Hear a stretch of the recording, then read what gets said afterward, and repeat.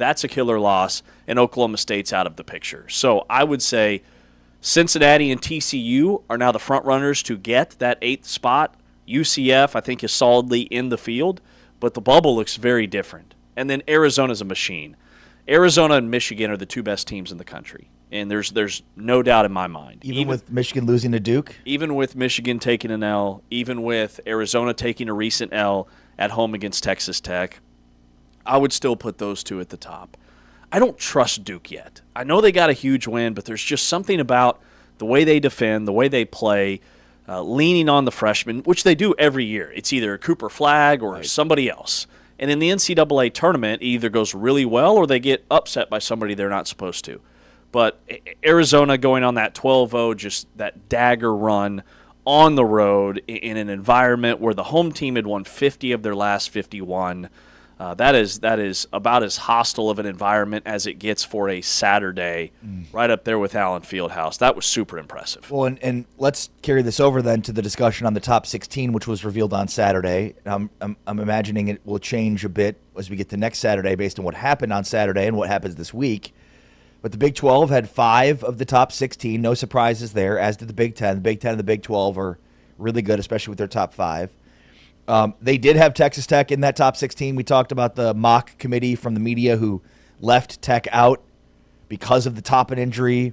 I thought the committee got it right, by putting them in that based on their resume. And look, I would think they beat K-State pretty handily, and if they have a good win this week, that could go a long way in helping to alleviate some of those thoughts about them minus Toppin. But the 4th 1 seed was probably the biggest headline, and that was Iowa State. Mm-hmm. We thought UConn or Houston would have that 4th 1 seed, but instead it was Iowa State. So how much do you think that changes this Saturday? Yes, definitely. I think Iowa State losing at BYU, Houston losing, 3 in a row and back-to-back. The net rankings right now has the top 4 teams in the country as Michigan 1, Duke 2, Arizona 3, and Illinois 4, with Gonzaga 5. Wow. That 4th 1 seed is very much wide open now. I think Houston could still get it. Iowa State could still get it, although Iowa State's loss to BYU is worse than, and TCU is worse than any loss that Houston has and has had over the last week and a half. But Illinois with 6 losses is 4th in the net. If Gonzaga gets a 1 seed with a loss to Portland on their resume, I'm going nuclear. Yeah, it feels like UConn should have that 4th 1 seed if it's not going to go to a Big 10 or a Big 12 school. But, we've documented it. The Big 10 and the Big 12 are so good at the top.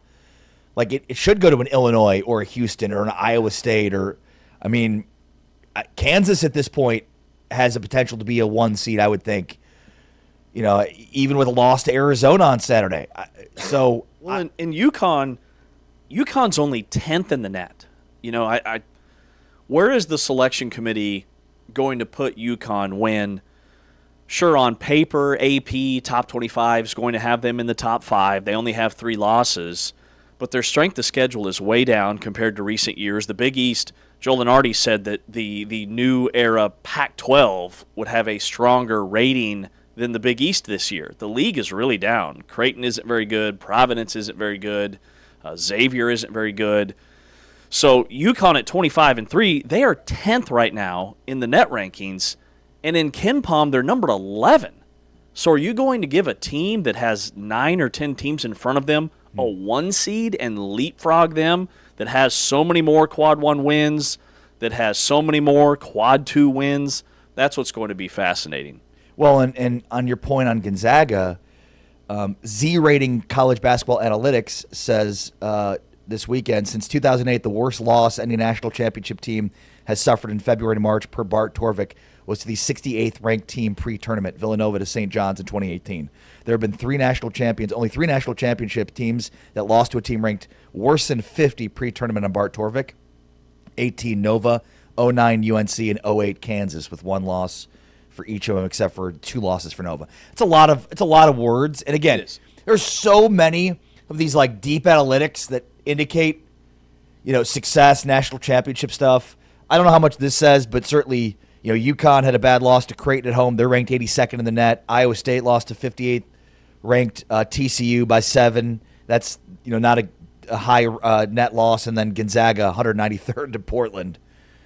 So just kind of an interesting anecdote about taking bad losses in February to March for teams that go on to win national championships. Exactly, and I think that this shows that the teams that go on to win the whole it's really hard to win 6 games in about 3 weeks when you're playing with less than a 48-hour turnaround to get there.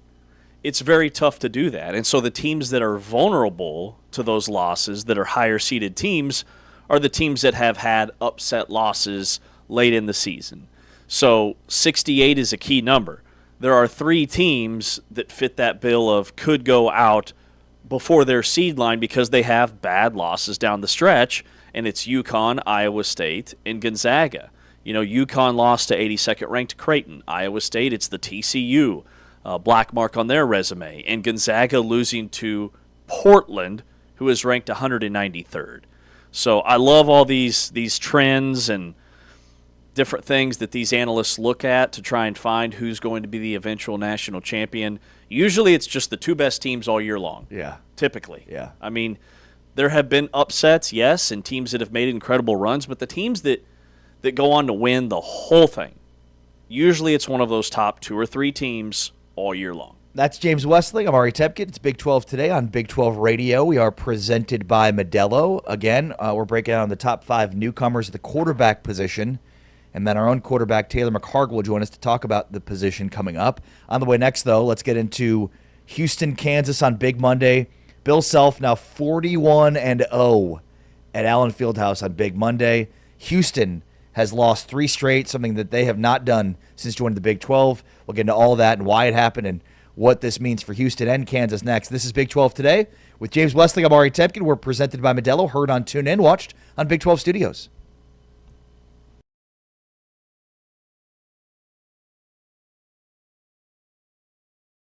Black for Houston, Bedunga in the white for Kansas, and the Jayhawks control. We are underway here. First time. Tugler gets it to go, flips it in with the left hand, and Houston has the lead. Bedunga, and a flush for Flory Bedunga. His first 2 of the night. Kick opposite, White will try. And hit! We're tied!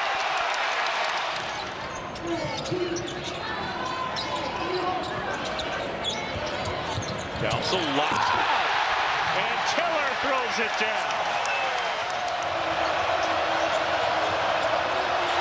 White with the takeaway. Trey White spins it in. Uzan finds Sinak, and Council steals the pass. Council. Are they going to score it? Gotta go strong. Council. White. What a night for Trey White. He's got 16. Inside and outside. Peterson buries the 3. Coming your way at the conclusion of this game. Flemings. Sinak, the putback. That'll count. And Bill Self stays perfect at home on Big Monday.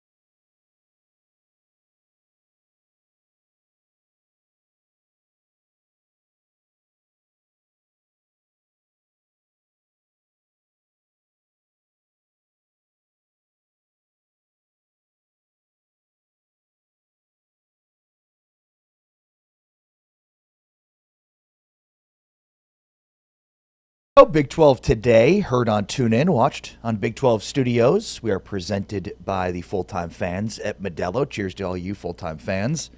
Where off-season optimism is mandatory. Thank you. Also, Modelo fan rules, fan rule number 57. You've explained advanced stats to someone who didn't ask. Story of my life. James finds himself in countless conversations with people who didn't ask about advanced analytics. Big stat guy. The Big amount stat guy of here. Did you know that every Final Four team since 2001 has done ... The amount of that we've gotten from James. It's like, James, thanks. I never asked you. Cheers to you, Modelo full-time fan. Fan rule number 57. You've explained advanced stats to someone who didn't ask. I'm a big stat guy. Could not wait to bust out that TCU's 14-2 on the season when they out-rebound their opponent. Meanwhile, West Virginia 12-3 when they out-rebound their opponent. What was the key to the game? Rebounding. The data speaks for itself. Well, Kansas this year is 14-0 when scoring at least 76 points. They did not score 76 points last night, but still won going away against a Houston team that's now lost 3 straight. But quite a turnaround for Kansas from Saturday to Big Monday. A 180, losing to Cincinnati and kind of getting blown out in the second half, and then doing the same thing to Houston, basically blowing them out in the second half and getting Bill Self's 41st win on Big Monday at home. I think there's a couple of things to talk about here with this game and big picture Houston, but First time. there was an 11-0 burst by Kansas at the end of the first half. Kansas really struggled in the first half of this game. Yes. The first half of the first half. They had 20 points for the first 10, 12 minutes of the game, and then the 11-0 run really got them going, and once they took control of this game, they never gave it up. And Houston in the first half really controlled the tempo and did what they wanted. I mean, KU had 7 points in the first 9.5 minutes of that game, but somehow led at halftime. And you knew at halftime, this is where Kansas is turning the corner. Florida Badunga was huge for KU. Trey White was big time. 23 points, had a season high. He had a couple of clutch threes in the second half that it looked like he's just playing with more freedom. He's more comfortable within this offense. And that's even with Darren Peterson on the floor. So that's a really good thing for KU. For Houston, Houston's shooting woes continue from 3. That's been an issue. Last year they had Emmanuel Sharp and Milos Uzan was hitting the ball, hitting shots from beyond the arc at a high clip. But then LJ Cryer was maybe their best three-point shooter.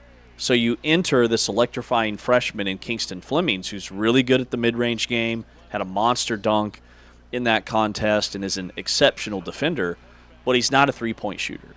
And 5 for 24 last night from downtown for Houston, 21%.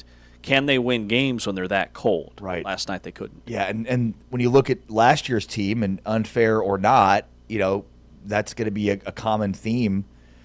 They're not a good enough three-point shooting team. Last year, they could offset some of their woes offensively, and I think they could they're such a slow-paced team that when you're good at three-point shooting, I mean, that makes the margin for error slim against your opposition. When you're a bad three-point shooting team, it makes the margin slim for you when you have limited possessions. And I think big picture, that's been a huge issue for Houston. Not just in this game, but in their 5 losses, they're allowing their opponents to shoot a high percentage. Mm-hmm. I mean, they're 3 straight losses. Their opponents are shooting 49%, 45%, and last night 44% from the field. And then going back to their Texas Tech loss, 48%, and Tennessee, 47%. They just don't shoot a high enough percentage. Houston, when teams are going to shoot 50% against them in a low possession game, and that's what they play. They play a very slow pace, low possession, which means if you're letting a team shoot 1 of 2 all game, you've got to shoot a much higher percentage than what they've been doing, especially from 3. Right. And the shooting problems this late in the season, it is a red flag. I think they can still turn it around because guys that have shot the ball at a high clip over the course of their career are going through slumps. Like Emmanuel Sharp had 5 points last night. Milos Uzan had 7. So your backcourt senior duo combined for 12 points. That won't get it done. And with those two, I see the pressure mounting. They know this is their last ride. This is their last run. And Kelvin Sampson is among the best at getting those guys right when it matters most. And this slump, it's better to have it now than in a few weeks once you get to Kansas City. But once Houston can kind of get out of its own way in some of these close games and get Sharp and get Uzan playing at the level they were playing earlier this year and last year in the postseason, I still think they're going to be okay. And this was their third straight loss. They had not lost. I said earlier that they lost 3 in a row last year in the non-conference. It was 3 of 4. They had not lost 3 in a row since 2017. Yeah, so like January of 2017. This is new for them, but I still think it's just a brutal stretch. There are a lot of other teams that would have gone 0-3 during this stretch. Yeah, I agree with that. I also thought, Darren Peterson. We haven't even mentioned his name yet, which I think we're contractually obligated to at least mention him in the first few minutes of talking about Kansas. But, I mean, I thought this was as good of a game as Kansas could play as a team with Peterson playing meaningful minutes. He played 30 minutes, scored 14 points, hit big shots. I think he defended well. He was more aggressive at attacking. Some of the things we've been talking about wanting to see from him as opposed to just being fire away. I think he got to the rim a lot more. I just thought This is a box score of a team that can win at a high level, right? Like, they didn't miss him too much when he wasn't in the game. You had a lot of other guys contributing. I thought Tiller played really well. Trey White played well. Here's what Bill Self said following the game about Darren Peterson. Well, I think our guys have gotten so much better since the start. And even playing without DP so much, I think in many ways it's forced our other guys to grow up. So our ceiling is still well in front of us. I mean, there's a lot of great teams out there that are playing really well, and they can still improve and get better, but I think we got a big gap that we can get better. We just got to get everybody healthy and on the same page and get 2 or 3 weeks together. And look, I mean, he played 32 minutes on Saturday, played 30 minutes in this game. So, I mean, it's good to see him play those heavy minutes, quote unquote, in basically a back-to-back situation here. Remember, he didn't play on Big Monday after playing heavy minutes, 34 minutes a couple of weeks ago. Well, and remember that, earlier in the year, when he was on the floor, he was shooting the basketball every time down the floor. For him to play 30 minutes and only attempt 14 shots, where the attempts were more balanced between him and Trey White and Melvin Council. Melvin Council took 10 shots. Trey White took 9 shots. He was incredibly efficient, had 23 points on just 9 field goal attempts, made all 8 of his free throws. But much has been made about Darren Peterson and his lack of assists. He had 2 assists in the last 78 minutes going into this game, and he only had 1. But I felt like he had a couple of hockey assists, and the offense just flowed better for KU, and they have found their rotation. And to see him on the floor for 30-plus minutes, at least for now, puts all of that injury load management stuff to the side, which is a really good thing for KU because when they're dialed in, they can be a really, really dynamic, dominant basketball team. And you mentioned this earlier, and I think you're right, Final Four contender type team. Darren Peterson spoke to the media following this game. Here's what he said about the outside noise. Somebody's had something to say probably after every game this year, so I don't really pay attention to it anymore. I don't know, I've kind of been a antisocial loner my whole life, kind of, so I kind of just deal with it on my own. What a quiet, soft-spoken kid. Yeah, you're right. Who just has that dog in him on the floor. And I believe him. He's not on social media a whole lot. He's very quiet. He just wants to play basketball. He knows that there's a lot of chatter about him. And it's almost like it's at the point where it's so much. It's jumped the shark at this point. It's just white noise to him. And I think he does do a really good job of not letting it impact the way that he plays. And he wasn't on last night. He goes 2 for 7 from 3. He goes 5 for 14. And instead of 6 for 21 or 22, he let the other guys get more involved. Well, and I think that's the key is in losses, and maybe even the Cincinnati game is the best example of this, where it's where he's not shooting at a high percentage, it's like the team crumbles beneath him. Mm-hmm. This, I think, was the best game we saw from Kansas as a team because the other guys stepped up, in the absence of Peterson taking over the game. And when Peterson was in, it was all right, let's get him the ball. He's our first option. but he wasn't the only option, and there were other guys that were. It feels like when he's not playing or not in, or he's out, like the rest of the team steps up for the occasion, and they all know. But when he has been playing in meaningful minutes, it's like the opposite is true, where they're just like, all right, we can relax now because Derek Peterson's in. This was, I think, the greatest balance we've seen. This game was the best balance we've seen yet of that. Mm-hmm. Absolutely. I mean, the team, for Trey White to do what he did, you don't go for 23 on 6 of 9 shooting unless you feel very comfortable with your teammates within an offense. And Trey White, I think, can be an X factor for KU. The other guy is Bryson Tiller. Bryson Tiller does not get the attention that he deserves. He played 31 minutes. He had 11 points. He had 10 rebounds. He had 3 blocks against a very physical, athletic front line of Houston. Maybe the best front line that KU is going to see all year long outside of Arizona. And for him to have 4 offensive rebounds and those 3 blocks, he protected the paint. I love his length. I love his athleticism. I love the high-low action that they have with Badunga. I mean, KU is built for a deep run in March because of the balance that they have with their post. They weren't getting a lot of production early in the year. Like you look at Badunga and you look at Tiller and their numbers, there's been a major uptick as the season progresses. And even though Badunga only had 4 points last night, he still had a couple of blocks. He had 8 or 9 rebounds in the contest. He only committed 1 foul. Tiller didn't have any fouls, so they walled up down low without fouling. And for Kansas to win the rebounding margin against a team like that, especially after the Cincinnati game, was huge. Here's what Kelvin Sampson said following this loss to Kansas last night. Their spirit, we've got 3 games to finish up the Big 12 schedule. We're going to try to finish as good as we can. I think these 3 games, even though we're disappointed we lost them, it's not the end of the world. And by any stretch of the imagination, I think we can take these opportunities to help us in March and get better.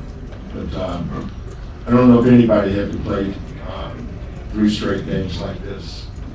We're up 10 at Iowa State with under 8 to go, chance to win, we didn't win. We got a lead in the second half against Arizona, chance to win.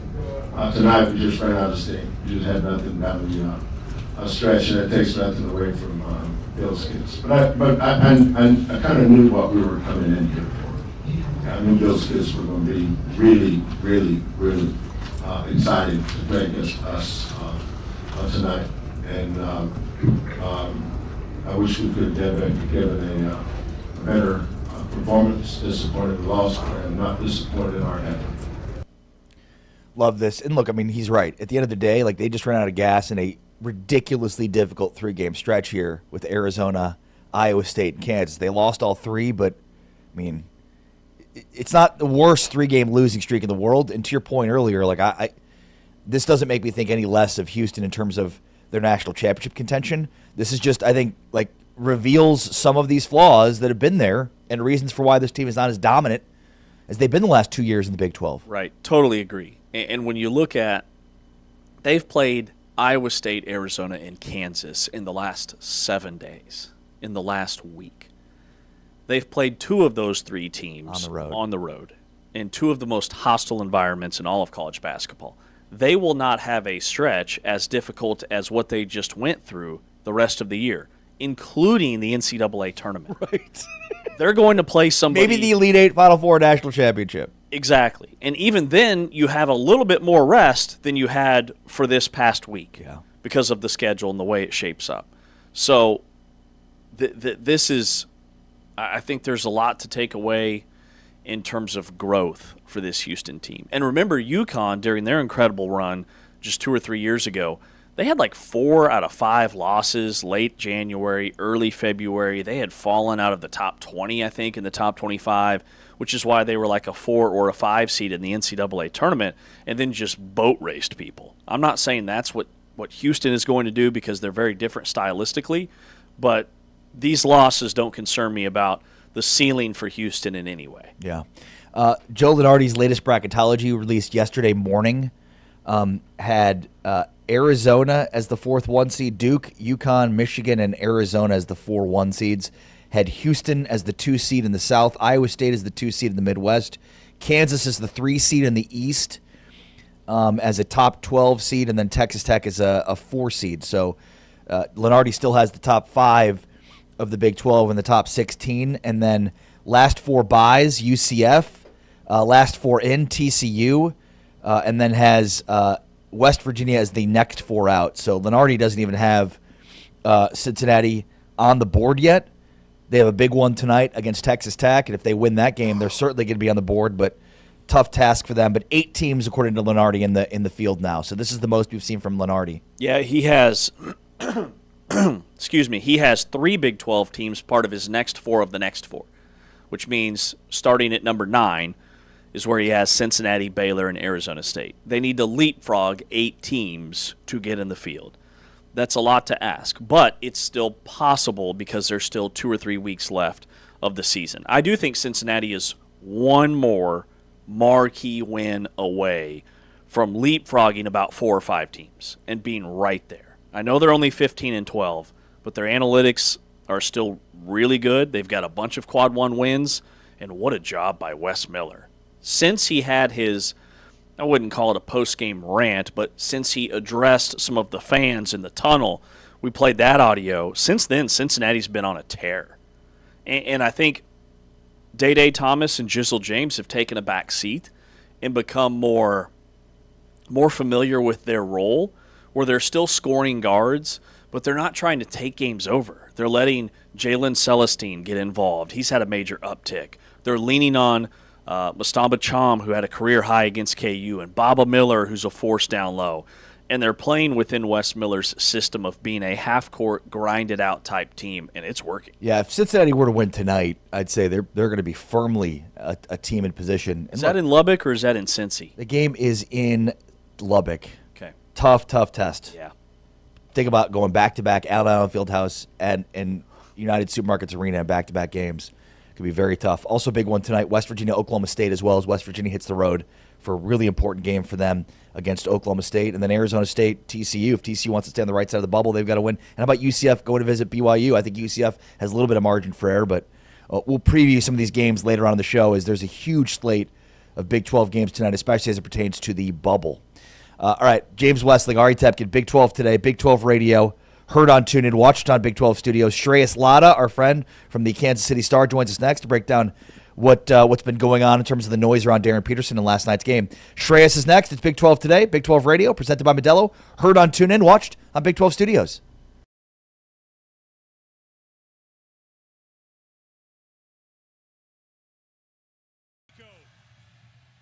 Opening tip spiked down and controlled by Dariana Littlepage Bugs.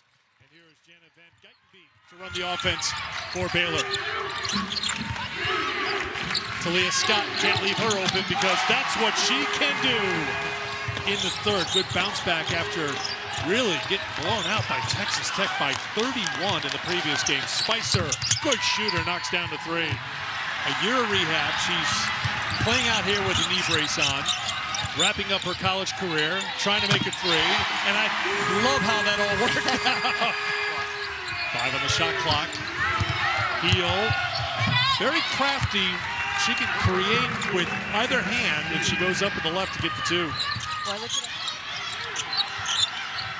Johnson works it outside. Scott, you know her eyes get wide if she's facing a zone, and she knocks down that 3. Into double figures now with 12.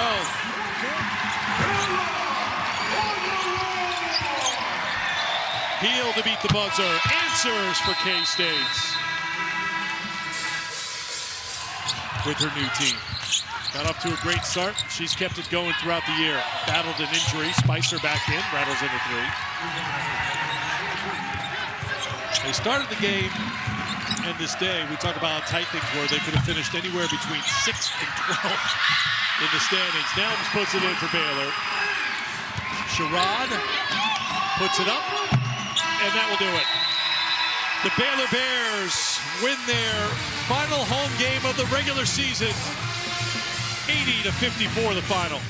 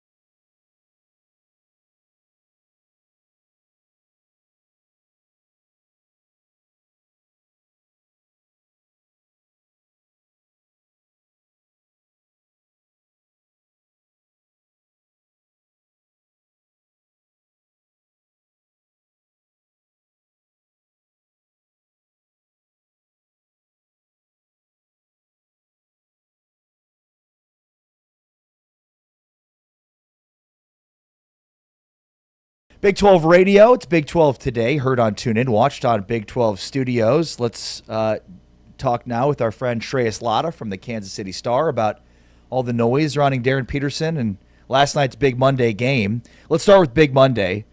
I thought overall that's as well as Kansas has played together all season. I mean, Peterson, I don't want to say he was a non-factor because I think he was at times. I mean, I think his defense was good. He was getting to the rim. He had a few shots at the rim. But they weren't overly reliant on him. Trey White stepped up. Bryson Tiller stepped up. I thought this was as good as Kansas has played as a team all year. Yeah, they were phenomenal. I think they did a great job of not forcing it through Peterson. I think in the first half, they're trying to do that a little more. But the second half was, clearly Peterson is not going to be what you want him to be in this game. Let him take the shots that he takes. He had a couple of big three-pointers there. But that game was won by Trey White, Melvin Council, and Florey's defense. And I was very, very impressed by the play of the surrounding guys alongside Peterson. And I think, and I was talking to my boss about this, and he used to cover the KU beat back in the day, Scott Chasen. I think the best version of this team starts with them not forcing it through Peterson, but limiting his usage a little bit and then giving it to him in clutch time opportunities, I think, as of right now. Yeah, good point. When you look at Trey White and what he's done the last stretch of games and last night, what stands out most? Well, he's getting back to what he was doing, I think, a lot about earlier in the year. He's shooting the ball really, really well. I wrote about it in my story, but he always, 2 hours before every game, he's the first one at Allen Fieldhouse court, and he just practices three-pointers in, every type of scenario. So everything that he was hitting against Houston, I was like, oh, I saw that in pregame, except there wasn't 15,000 fans screaming his name after every make. It's just him making it wide-open three-pointers, except, now they had a bunch of fans there. But he's put in a tremendous amount of work, and honestly, I've been super impressed with him. It just feels like he's getting on draft radars now because of his, 3-and-D ability that he's shown, I think, this year. And he's been super impressive. And I think Kansas needs this version of Trey White if they want to make a deep run.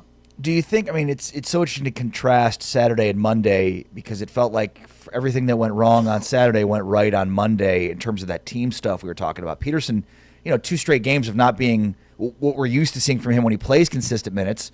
But he played 34 minutes on Saturday, played 30 minutes on Monday. That's huge. And I just, again, contrasting the two is just really interesting because it felt like Saturday was the worst of the team stuff, and then Monday was the best of it. No, I absolutely agree. And I think, I wrote about it on Saturday. I kind of thought it was a one-off.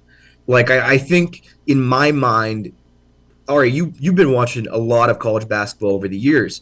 That's what makes college basketball, right? These guys are not consistent. Right. Something happens, their girlfriend breaks up with them, maybe they wake up on the wrong side of the bed. It's just not consistent week in, week out. And from the get-go against Cincinnati, you can say Cincinnati played well. They played really well. They made an incredible amount of threes. They match up well against KU. They're physical. I think they're big, something KU struggles with.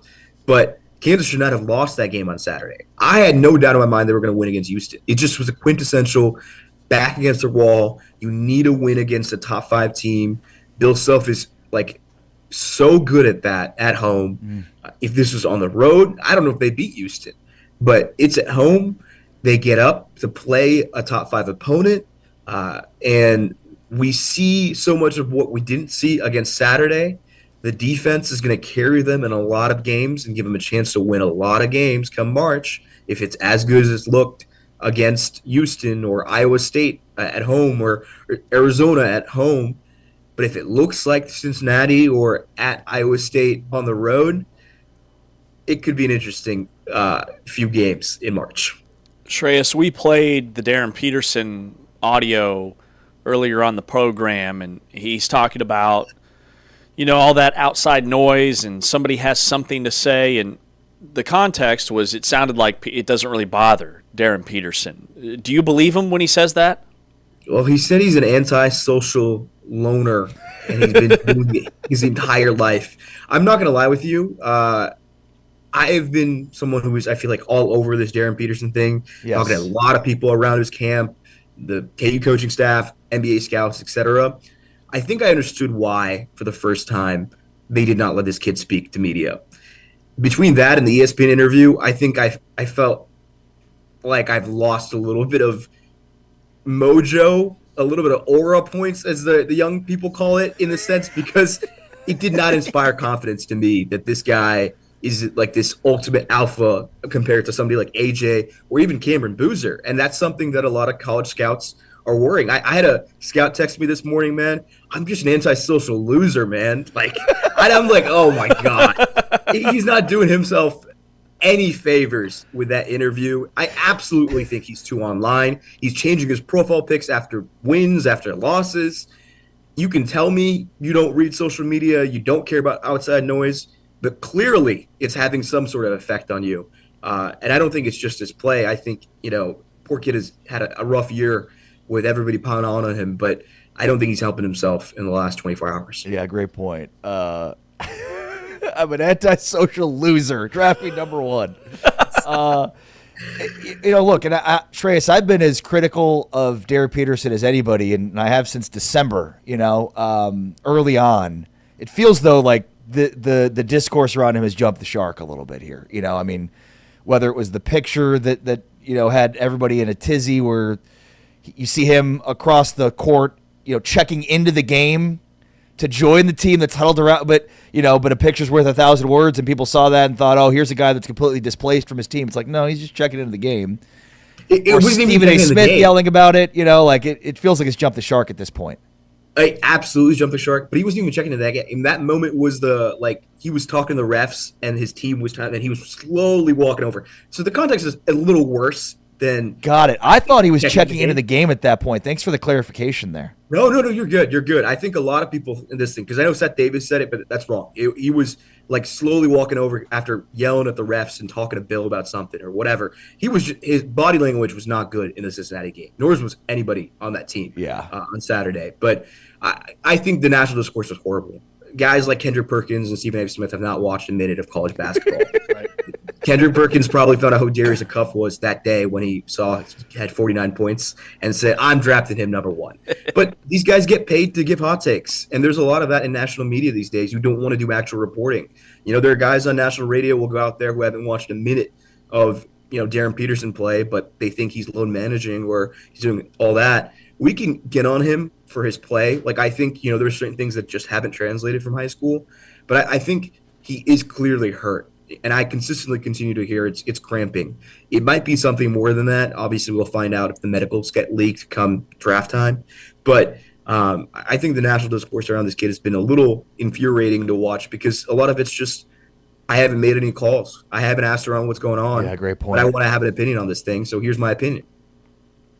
Shreyas, after seeing Houston up close and in person, should Big 12 fans, I guess, back off the Houston hype train after these 3 consecutive losses? How do they compare to last year's team, and do you still think, they're a Final Four national championship caliber contender?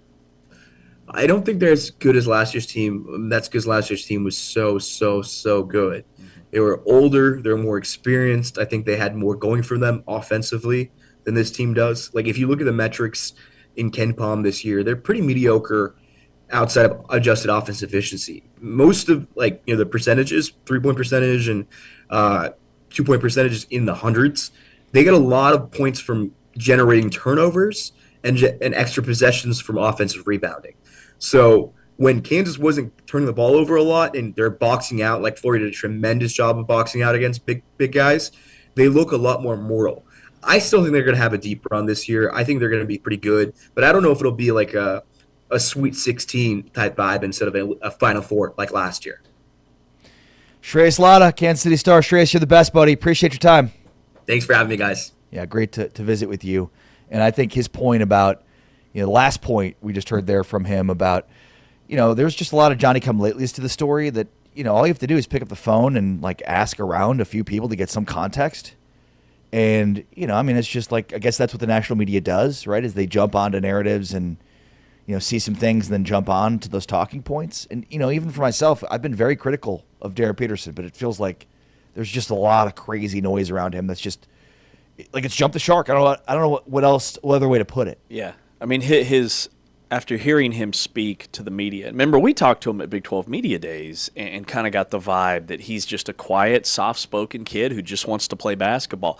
His personality off the floor is very different from his personality on the floor. And that's not a knock on the kid. I mean, all fans should care about is who he is when he steps on the floor. And the dude is a dog. So the picture that you guys brought up, and I saw it too and thought the same thing, it does not look good. But the context, he's talking to the official. He's the last one to the huddle because he was talking to the official and getting instructions from his coach. It just highlights, like you said, how things can be totally blown out of proportion when you look at the whole situation. And he is a polarizing story that draws eyeballs and gets clicks, and that's why everybody's talking about him.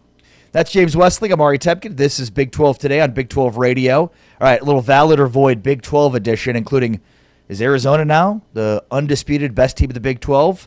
Will Cincinnati make the NCAA tournament? And how far can A.J. DeBonsa lead BYU? It's all coming up next in Valid or Void Big 12 edition with James Wesley. I'm Ari Temkin. This is Big 12 Today on Big 12 Radio, presented by Modelo. Heard on TuneIn, watched on Big 12 Studios. Here are the top plays from this week's Player of the Week.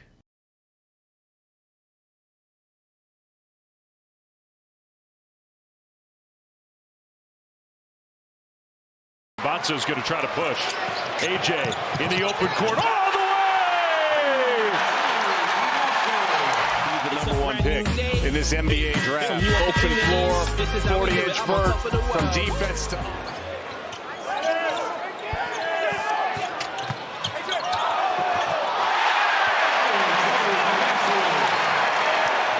Guy Kevin Young was talking about today leading up to the game.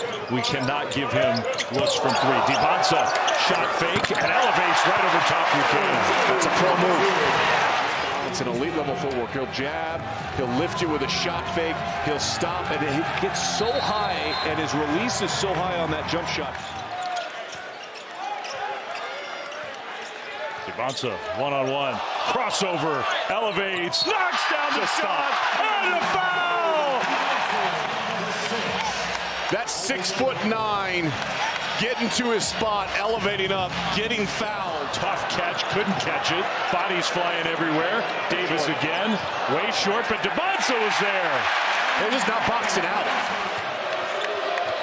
DeBonsa pokes it away. Look out. Here we go! Comes over and helps, deflects that ball away. Knows he has time. I believe that could be a good pairing. DeBonsa drives. AJ! Oh, come on! Oh, my goodness. Another spectacular move.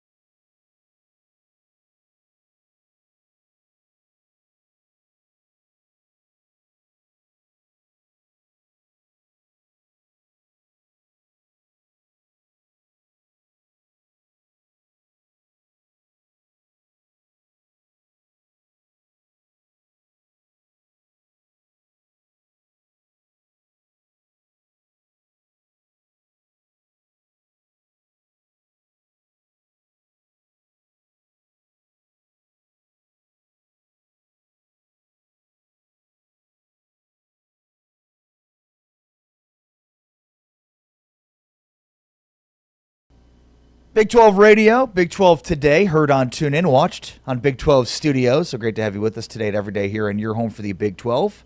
TuneIn and Big 12 Studios. A reminder that Big 12 Conference Wrestling is back at the BOK Center in Tulsa, Oklahoma. The 2026 Big 12 Wrestling Championship, presented by Allstate, returns Friday, March 6th and Saturday, March 7th in the heart of downtown Tulsa. The best wrestlers in the country battle for individual titles. A Big 12 championship and seating in the NCAA championships. Tickets and premium hospitality are available now at bokcenter.com/events. Big 12 Wrestling at the BOK Center in Tulsa, March 6th and 7th, with James Westling on social at James Westling. I am Ari Temkin on social at Ari Sports. So great to have you with us as we take a look at last night's Big Monday, react to the weekend, of course, that was in hoops, and preview the large slate of games tonight. Let's play a little Valid or Void. Big 12 edition, James, shall we? All right, we shall. Taman's working around the clock behind the scenes, so I'll be the moderator. All right. Taman came with the topics. We've got the takes. All right, number one. Arizona is the undisputed best team, top dog in the Big 12. No questions asked. Valid or void? You know, when I initially saw this, my first thought was immediately to say void. Because that's not, to me, they're in the driver's seat to win the Big 12 championship. But are they the undisputed, unquestioned best team in the conference? That I'm not so sure about. Those two things are not the same. But who is? So I'll go valid, just because I can't give you a good reason for voiding it. They are in position now with 2 losses to win the conference. They're 2 games in the loss column ahead of, 4 teams? Mm-hmm. Basically, the rest of the top 5 has 4 losses. I could see Arizona suffering at most 1 more loss. So, at a minimum, everybody else has to win out, and Arizona has to lose two more. So they're clearly in the driver's seat to win the Big 12. They've got Iowa State coming up, Kansas still. So maybe they lose those 2, but I just don't see it. Both those games are at home. I just don't see it. So I'll say valid. So are they the undisputed number 1 best team in the Big 12? I will say void because of, as I dissect the phrasing, undisputed. I don't think there's any undisputed best team in the Big 12. They've been the most consistent, sure, and they've been dominant on both ends of the floor at times. But this conference, especially at the top, eats its own. Multiple teams inside the top 10, inside even the top 5 of the net and KenPom, the majority of conference play. And I'm not so sure that pre-JT Toppin injury, Texas Tech wasn't the best team in the Big 12, coming off that win at Arizona. So because of undisputed, I will dispute. Arizona's still the team that's going to win the Big 12 regular season, but I don't know if they're undisputed. All right, topic number 2. Here we go. Ooh, this is a good one. Valid or void, Cincinnati will make the NCAA tournament. Look into your crystal ball. Cincy in the dance. They've won 4 in a row. Yeah, they've won 4 straight. None more impressive than their win at Kansas. But in their final 4, I'd say 3 of them are tough and or toss-ups.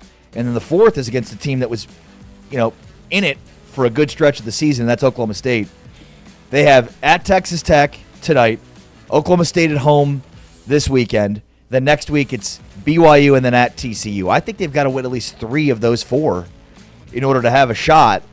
Now, you'd think if they split and go 2-2, they'd be 500 in conference play. And you'd think 9-9 would be good enough in the Big 12 to get you in the dance.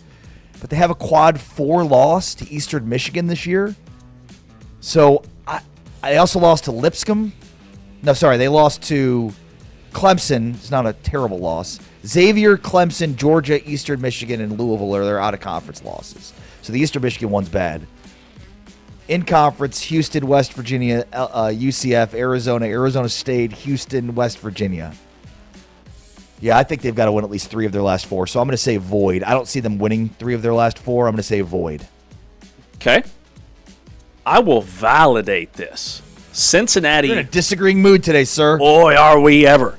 Cincinnati will be in the dance because of a couple of reasons. Number 1, The Eastern Michigan loss is killer, but that was pre-Jizzle James being added to the roster, which is one of the weirdest things to happen in college basketball. You bring back a guy that you dismissed over the course of the summer. He can't find a home. It's late in the process. And around December, you bring him back to join the team, and he has been reborn. He's a huge part of what they're doing.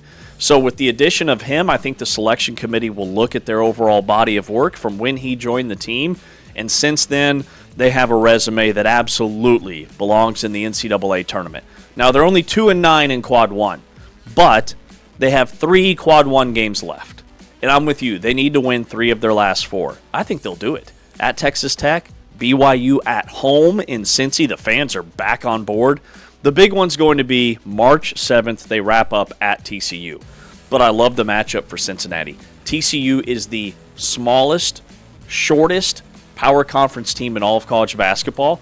I think that front line of Cincinnati will manhandle TCU on the interior, and I think Cincinnati goes on the road, picks up a huge resume-defining win, grabs a couple more Quad 1 wins, and I think they're in. So do you think the Big 12 gets 8 or 9 teams in? Because Lenardi has them with 8, which includes TCU. So do you think that Cincinnati gets in over TCU or in addition to TCU? Right now, I'm leaning in over. I think there are too many other strong teams on the bubble that I don't see a ton more losing multiple games down the stretch. So I do look at the Big 12 as 8 being the number. Let's see. TCU has Arizona State left. They play at Kansas State.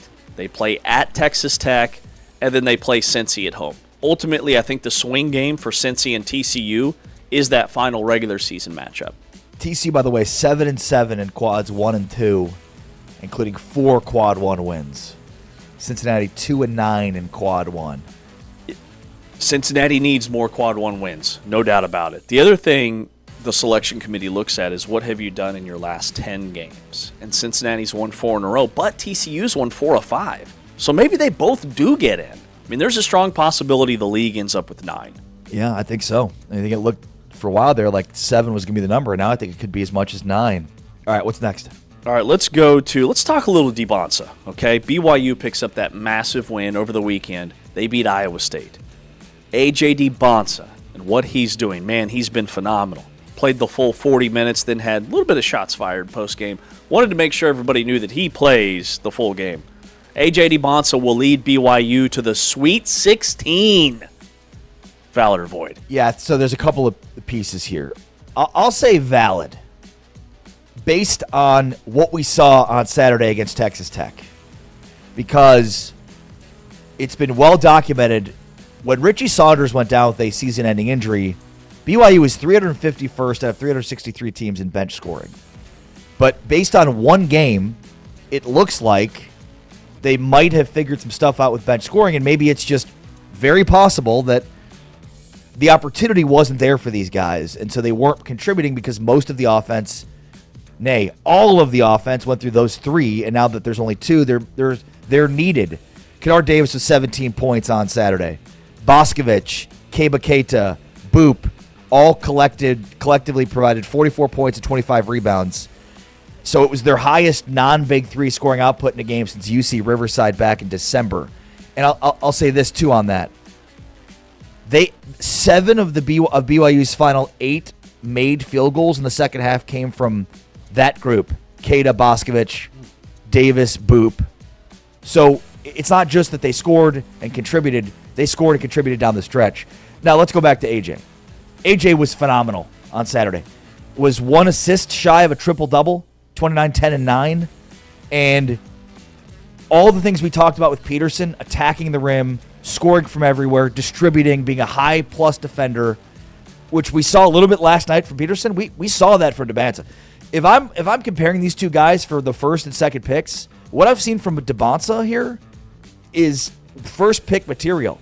It's exactly what we thought we were going to see from Peterson all year. Mm-hmm. It's scoring from 3, getting to the rim, distributing, being a very high-level defender. We saw that all in the game on Saturday. So I'll say valid. If they keep getting contributions from their bench, keep getting contributions from non-Big 2 guys, it's a huge turn of events for this team. I would say BYU's very capable of making another Sweet 16 run because DeBonsa's on a whole nother level. 29 points, 10 rebounds, 9 assists against an Iowa State team that's one of the best defensive teams in the country. There's a really good chance BYU will not see a team that elite defensively in that second round. And that's where I went. I went to all these bracketologists because I want to see where's BYU going to be seated.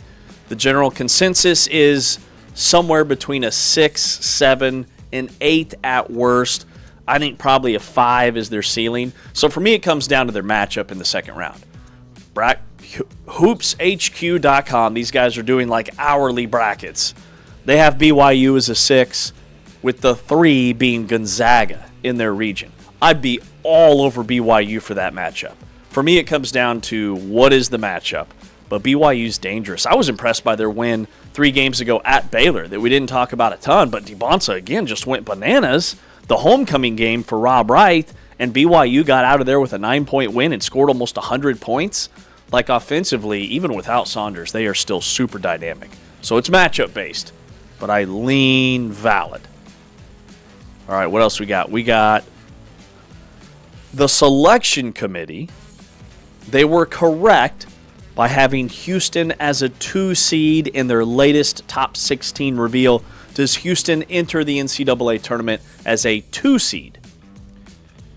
So I'll say yes, valid. The selection committee was correct by having Houston as a 2 seed in their first top 16 reveal. And they identified the reasons for that, namely that Iowa State had just beaten Houston. That's the reason that Iowa State was the 4th 1 seed and Houston was a 2 seed. So I don't think big picture, there's still 4 games left, right? So 4 more data points, and that's, of course, up until the Big 12 tournament. Now, I think the Big 12 tournament will have some bearing on seeding and team placement, but for the most part, I think these next 4 games will go a long way in deciding the fates of these teams. I think the top 5, unless they fall off, they're all going to be top 16 seeds, all top 4 seeds. So where you place them and where the region is, that's what maybe makes the most, that's the most important discussion point here. But they've all beaten up on each other. I mean, there's all, you almost have to just look at who got road wins in these games because everybody's taking care of business at home and losing on the road, which is what you expect. Mm-hmm. But there's more quote-unquote parity at the top of the Big 12 than we've seen in quite some time because Houston's run away with this thing. I feel like the last couple of years, this thing's been over by this part of the year with Houston. And I do think that Arizona's got a chance to, they're in the driver's seat and they've got a chance to wrap it up with 2 straight home games against Kansas and Iowa State, but it's closer than it's been, and especially with 4 of the top 5 Big 12 teams with 4 losses. So Houston has 3 regular season games left. 3, sorry. They have a bye this week. Because of that brutal stretch, the Big 12 is now rewarding them with some rest, which they desperately need. They wrap with Colorado, Baylor at home, and then at Oklahoma State. Okay, Houston's not losing again in the regular season. So a lot of this will be dictated by what happens with the other teams that are kind of around them on the bubble. But the other thing with Houston's final 3 games, none of them are quad 1 opportunities for Houston because Oklahoma State's now outside of the top 75 in the net. And so even if they go into Stillwater and win that game, it's probably going to be a quad 2 win. Houston, with that said, I think will climb to a 2 seed at worst. They're not going to be a 3. I'm more looking at, are they going to be a 1 seed? And unfortunately, with the Big 12 kind of cannibalizing itself at the top, I think somebody else from a different league is going to get that 4th 1 seed. Michigan's locked in, Duke's locked in, Arizona's locked in. Keep an eye on Florida. I'm worried the committee's going to give Florida that 4th 1 seed. Okay, they're number 7 now in the net.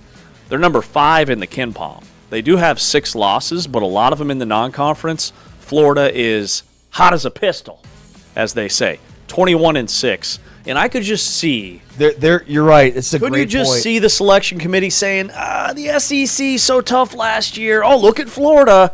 We got to get an SEC team as a 1 seed, the best team in that conference, and sneaking Florida in there. I mean, to be honest, Florida makes more sense to me than UConn. And they've been the best team in college basketball basically since January 1st. Yeah. So I wouldn't be totally upset with that. I think you're right. I'll just say this. You mentioned, I don't think Houston has a bye. They just played yesterday, right? Because they play Saturday and then twice next week. Yeah, sorry. They've got like 6 days off. Kansas and Houston both have 3 left, but Kansas has to play at Arizona on Saturday. And Houston, as you mentioned, is going to win 3 straight to finish out the season after losing 3 straight. I think at 14-4, it's a pretty good shot. They're going to lock up second place in the Big 12 and make a pretty good case for being a 1 seed. But again, most important for them is not 1 or 2, it's South region. That's the most important thing.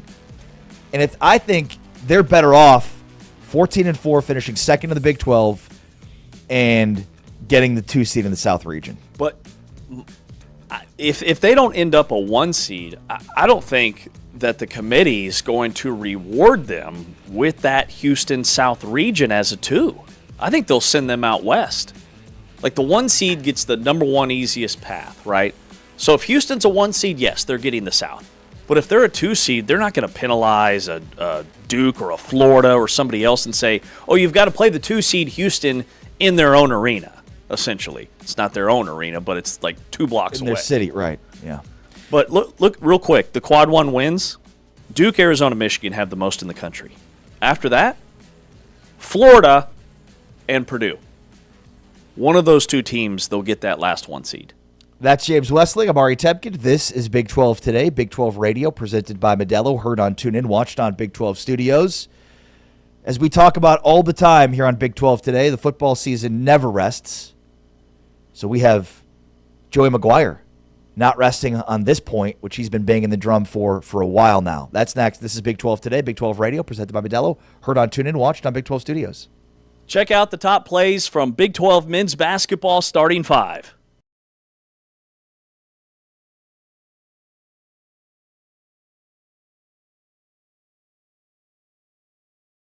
And going pretty well so far. 5-0 lead for the Knights as they try to get a win over the Hurricanes.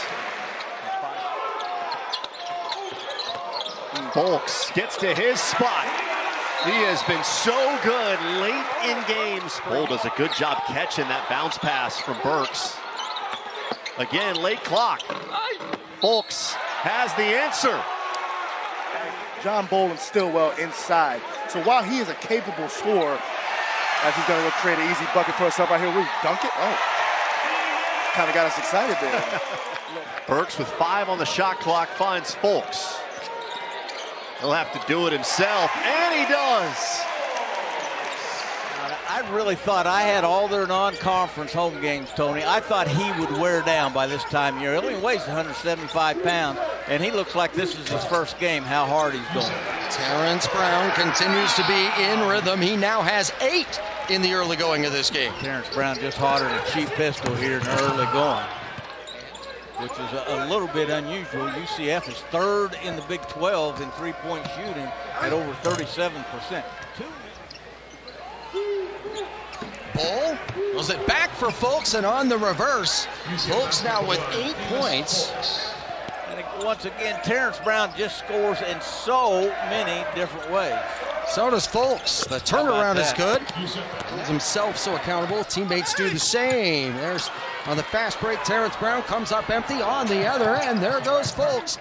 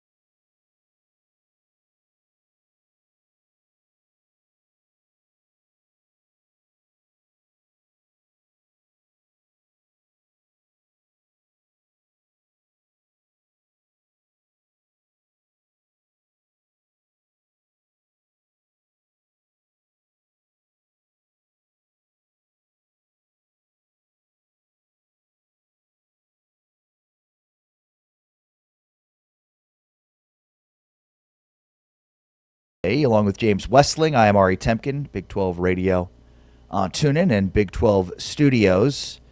We've got our continuing football season preview because the offseason never sleeps. Cheers to you, Modelo full-time fans, where offseason optimism is... It's mandatory, Ari. Thank you. Yeah, thank you. I was a little bit worried there, but thank you for reminding me that... You were worried. Modelo fan rules. You were worried. Offseason optimism is mandatory. Mandatory. Football season never sleeps. We've got our Names to Know series, which concludes today with the top quarterbacks, and this was a fun list to put together because there's lots of names for that list. That's coming up at the top of the next hour. But Joey McGuire has talked a lot, very openly and publicly, about the issues with the college football calendar, and that criticism has continued into the offseason. Let's take a listen. All the stuff that people were talking about, the portal, the reason that it's an issue is because it's opening, and we still have, like this year, the national championship's going to be played on January 25th. Y'all think about it. If you just took this year and you said that it was on the 25th, you had the Shrine Bowl being played before the national championship. You had the Senior Bowl in Mobile practicing the same time as the national championship.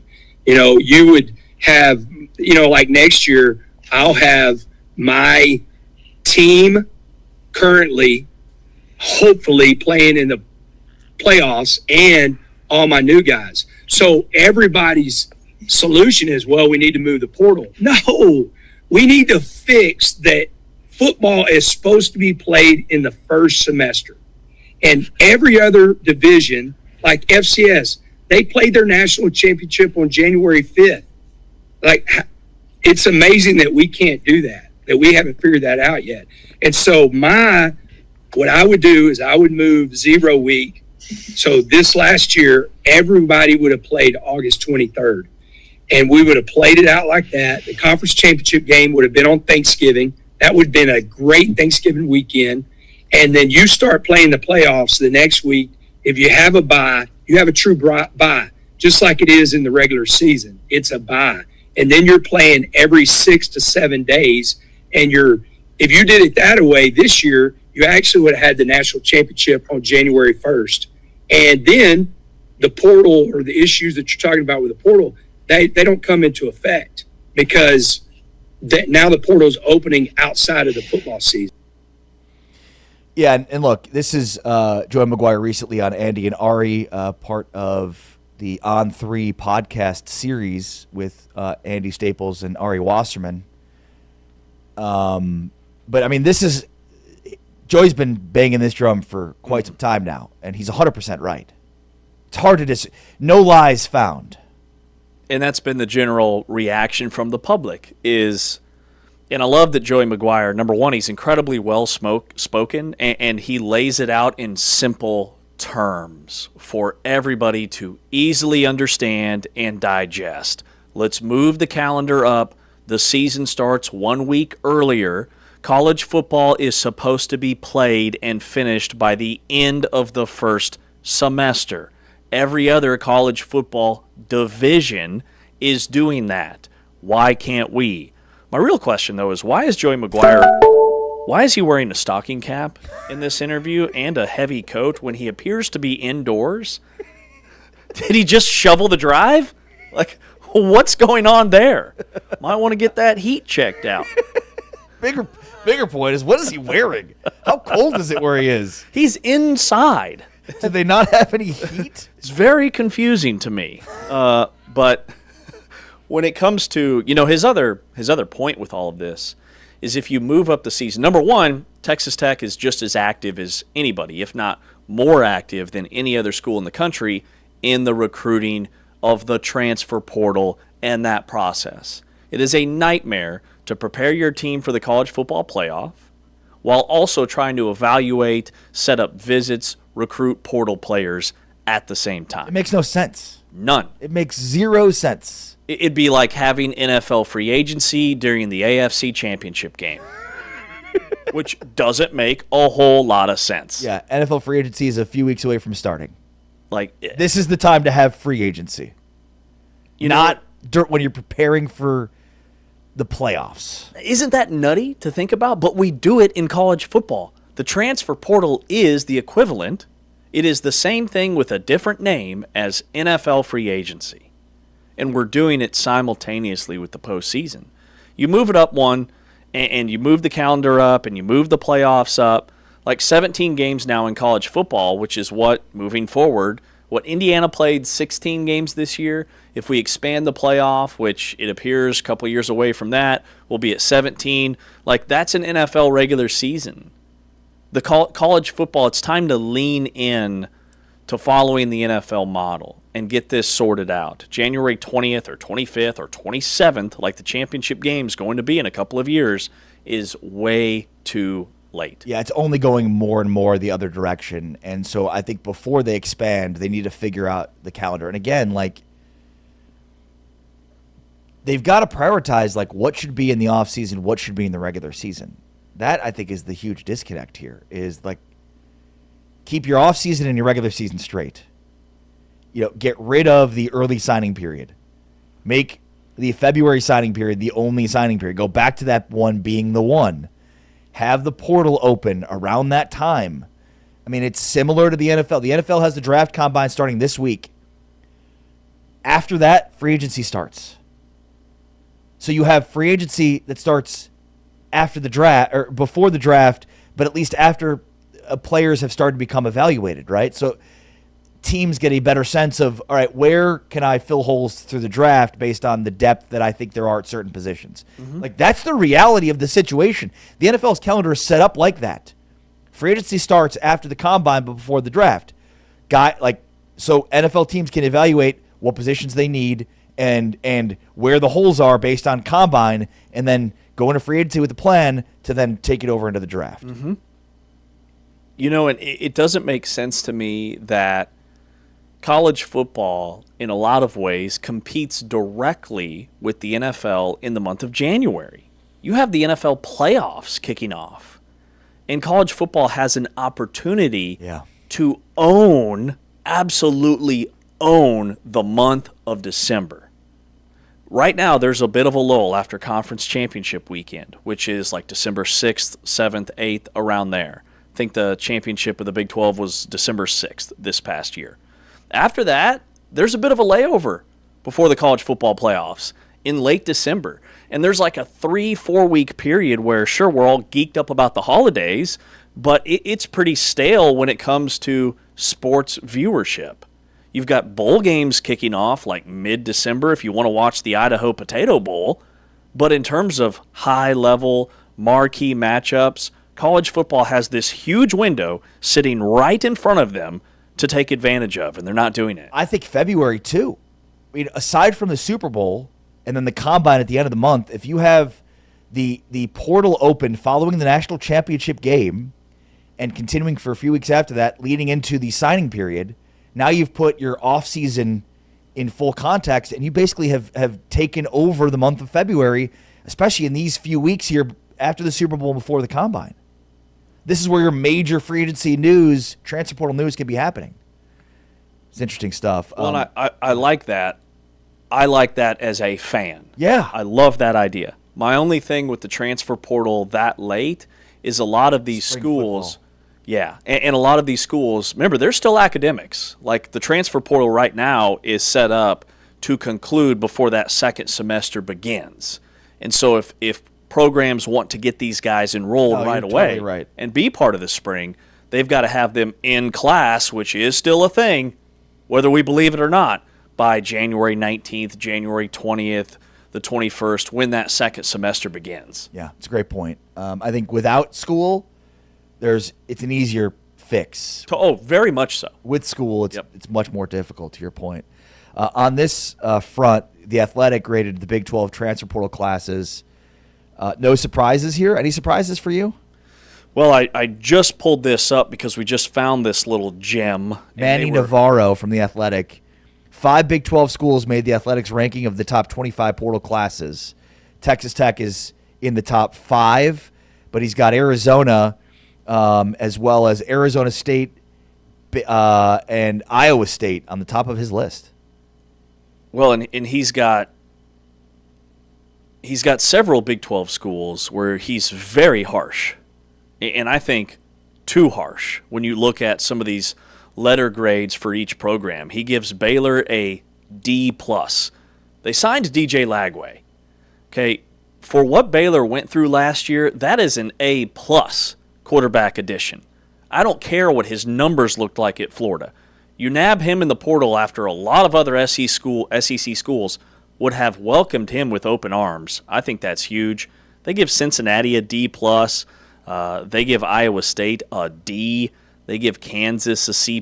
They give Kansas State a D+. And I actually really like their portal class. I think they're really hard on some of these programs. And then maybe some of these schools that they give A's to we can dissect tomorrow because might be a little bit too high. I think there's more parity in the Big 12 in terms of portal classes. If you're just slapping a letter grade on them, to have some schools an A, A-, and then others a D or a D+, I think it's more even throughout. Yeah. Well, and I think it's important to add the context of, like, Indiana, the last two portal classes via the 24/7 portal rankings was very low. So sometimes it's not necessarily about the personnel you add, but the buy-in and the culture and the fit. Totally. Which has been the case for Indiana. And so, yeah, it's sort of like draft grades in the NFL where, like, if certain analysts liked certain prospects and the team drafts them, they're going to like their draft, and vice versa. So it just basically validates the analyst's own thoughts on these players, and this is the same case here, right? It's just, how does the analyst, in this case Manny Navarro, feel about the players they added? Exactly. Well, either I don't know much about them, or they weren't very good, or high on my radar, then they're going to get a low grade. Well, he's not deep diving these Big 12 incoming transfers like we are during our Names to Know segment. Yeah, coming up, we get Names to Know Big 12 quarterbacks, and this was a tough top 5 list to crack. We'll break that down coming up in about 20 minutes from now. On the way next, though, Scott Springer covers the Bearcats for the Cincinnati Enquirer, and he joins us next. Is Cincinnati on the bubble? What do they need to do in their last 4? We'll get it from Scott Springer. Plus, we may even ask him about their transfer portal quarterback after losing Brendan Sorsby. That's all coming up next. With James, I'm Ari. This is Big 12 Today, presented by Modelo. Heard on TuneIn, watched on Big 12 Studios. Check out the top plays from the Big 12 men's basketball starting 5.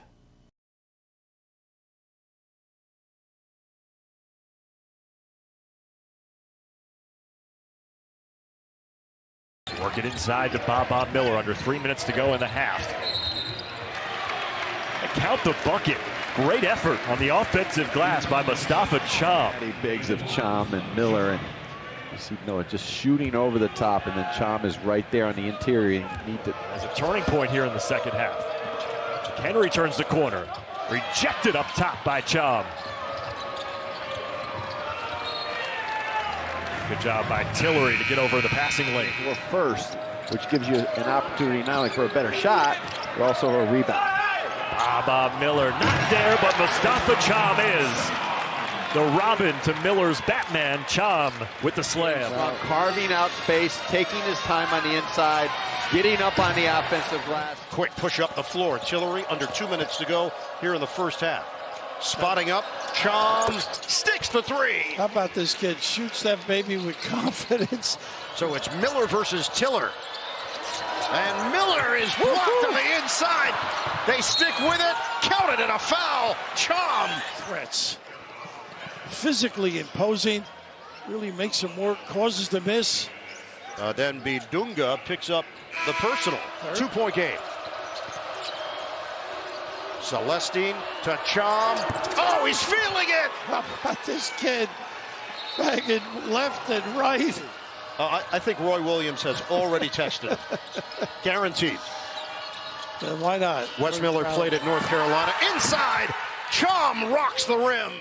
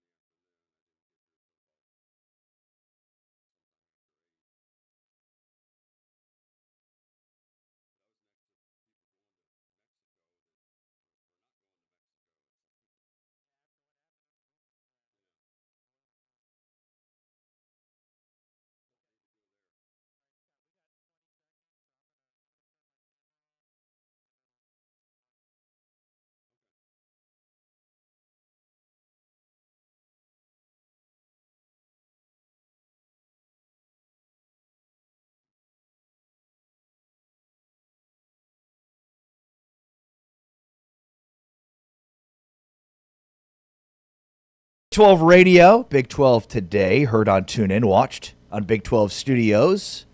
And we're pleased to be joined right now by Scott Springer from the Cincinnati Enquirer, talking a little Cincinnati hoops and maybe even sneak in some football questions. Scott, how are you? Very good. I just had my Embassy Suites breakfast. I didn't have to fight anyone over the waffle iron, and successfully got my eggs and oats, and I'm ready to go. It's a great update. Huge, obviously, in your experiences on the road. I'm sure you've got great stories on continental breakfasts. Oh, yeah. Oh, they're hit or miss, that's for sure. You never want to get behind the mother that's got the big purse and about 8 kids and dishing out the waffles, because that's just dangerous. You're not going to make it.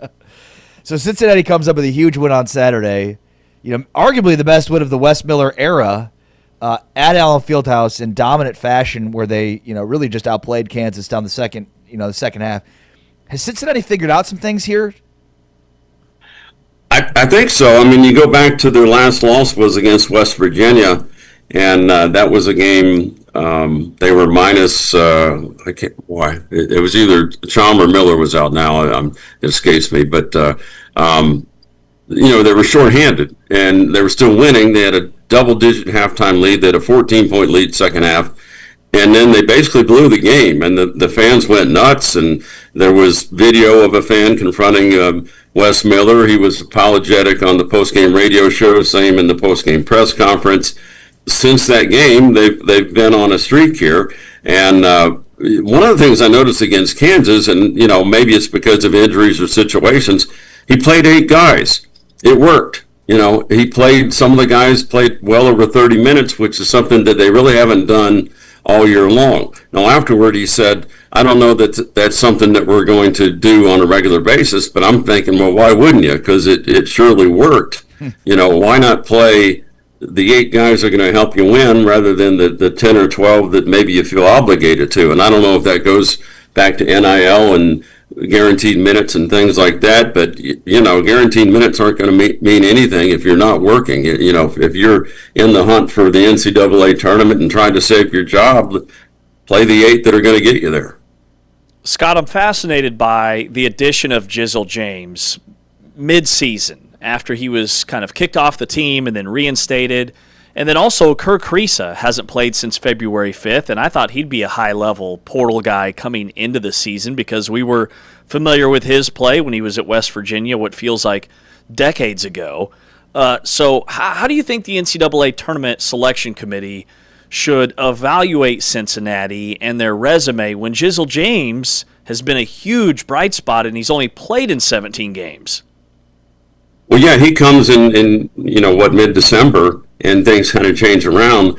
And then Kerr Kriisa really has not been the same since the January 3rd Houston game, where Cincinnati had a 10-point lead on them early in the second half. Kriisa came in, hit a big 3, but then has kind of dislocated his shoulder or something, and he's just been off and on and been a role player and really hasn't played here of late. Some games not been available at all, so I'm not a shoulder expert. I don't know what's going on with him, but you're right. Early in the season, he's a veteran guy. He was starting. He can turn around the game if he gets hot and starts hitting them. But that's what's been weird about this team. You really have not had the whole roster, the whole complement of guys that you thought you would have, including there's a big guy sitting on the bench, Jalen Haynes, a transfer from George Mason, hasn't played this year. I guess they're going to try to get him a medical red shirt, but there's a guy that surely would have helped him, but just playing the eligibility game, that they're going to see if they can get him another year. But, yeah, back to Jizzle, I was glad. I've told people this before. I'm the father of 4 sons. Kids do some dumb things, and just as a dad, I was really happy to even see him back. He came wandering in the press area like in December, and it was like, man, he looks okay. He looks fine. He said, yeah, I'm playing again, trying to get back. And then it felt like less than 2 weeks, and he was on the floor and looked like he hadn't missed a beat, but obviously I think he had to get his legs about him. But he's slumped a little bit lately, but typically he's fairly consistent, so he's certainly a big part of what they do. And I know Wes Miller and Jizzle James have been very close, and so I never thought for a minute that he was dismissed permanently. A lot of people reported that, but I read the press release and it said not currently with the team, and those two words really stuck out to me. So I think they kept him around. He has a younger brother that was enrolled in school shortly after he was dismissed, so that told me, you look, there's at least a window open there. So it's good for them that he's back, and, we'll see what they do down the stretch here as far as the NCAA tournament committee. But, they really got to keep winning. And, tonight's a really, really tough one. I don't know if they absolutely need tonight. It surely would help, though. Yeah. So what do you think they need, Scott, to finish out the season in their Final Four in order to get to the NCAA tournament? To me, if you don't win tonight, you got to win the rest of them. And you probably need to win at least one in the Big 12 tournament, whether or not you're playing on the first day or the second day. I think seeding-wise, now you could maybe have a shot at the second day. Otherwise, you're in the first day. And then it depends on who you get. But this league, you don't know. I mean, you can't take the night off on anyone. Kansas found that out against Cincinnati because Kansas looked pretty good last night against Houston. And Houston just flat out doesn't lose much in the Big 12, period. You take that team down, you've done something. So, Kansas State, Texas Tech took care of them the other night. They don't have JT Toppin. They still out-rebound them 40-28, I think it was.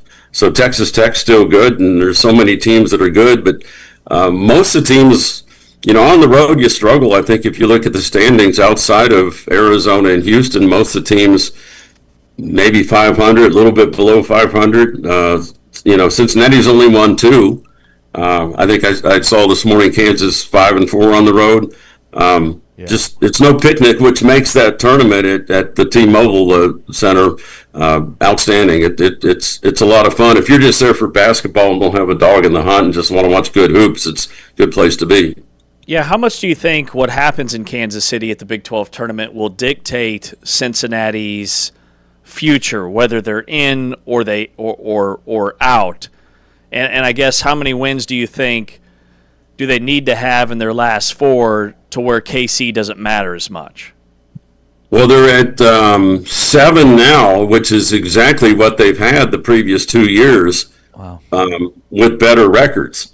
So if you can win, 3 of the next 4, you're at 10 wins. I think West Virginia maybe got left out last year with 10 wins in the Big 12, but to me, you get 10, 11 wins in the Big 12, that should say something to the committee. Now, I think you still need to win a game in the tournament. Whether or not you need to win 2 or 3, I don't know. Obviously, if you struggle during this last half, to me, you don't want to go into the Big 12 tournament having to win 5 and 5 because it ain't happening. It's just, Kemba Walker was a long time ago in the Big East. Those things just don't happen.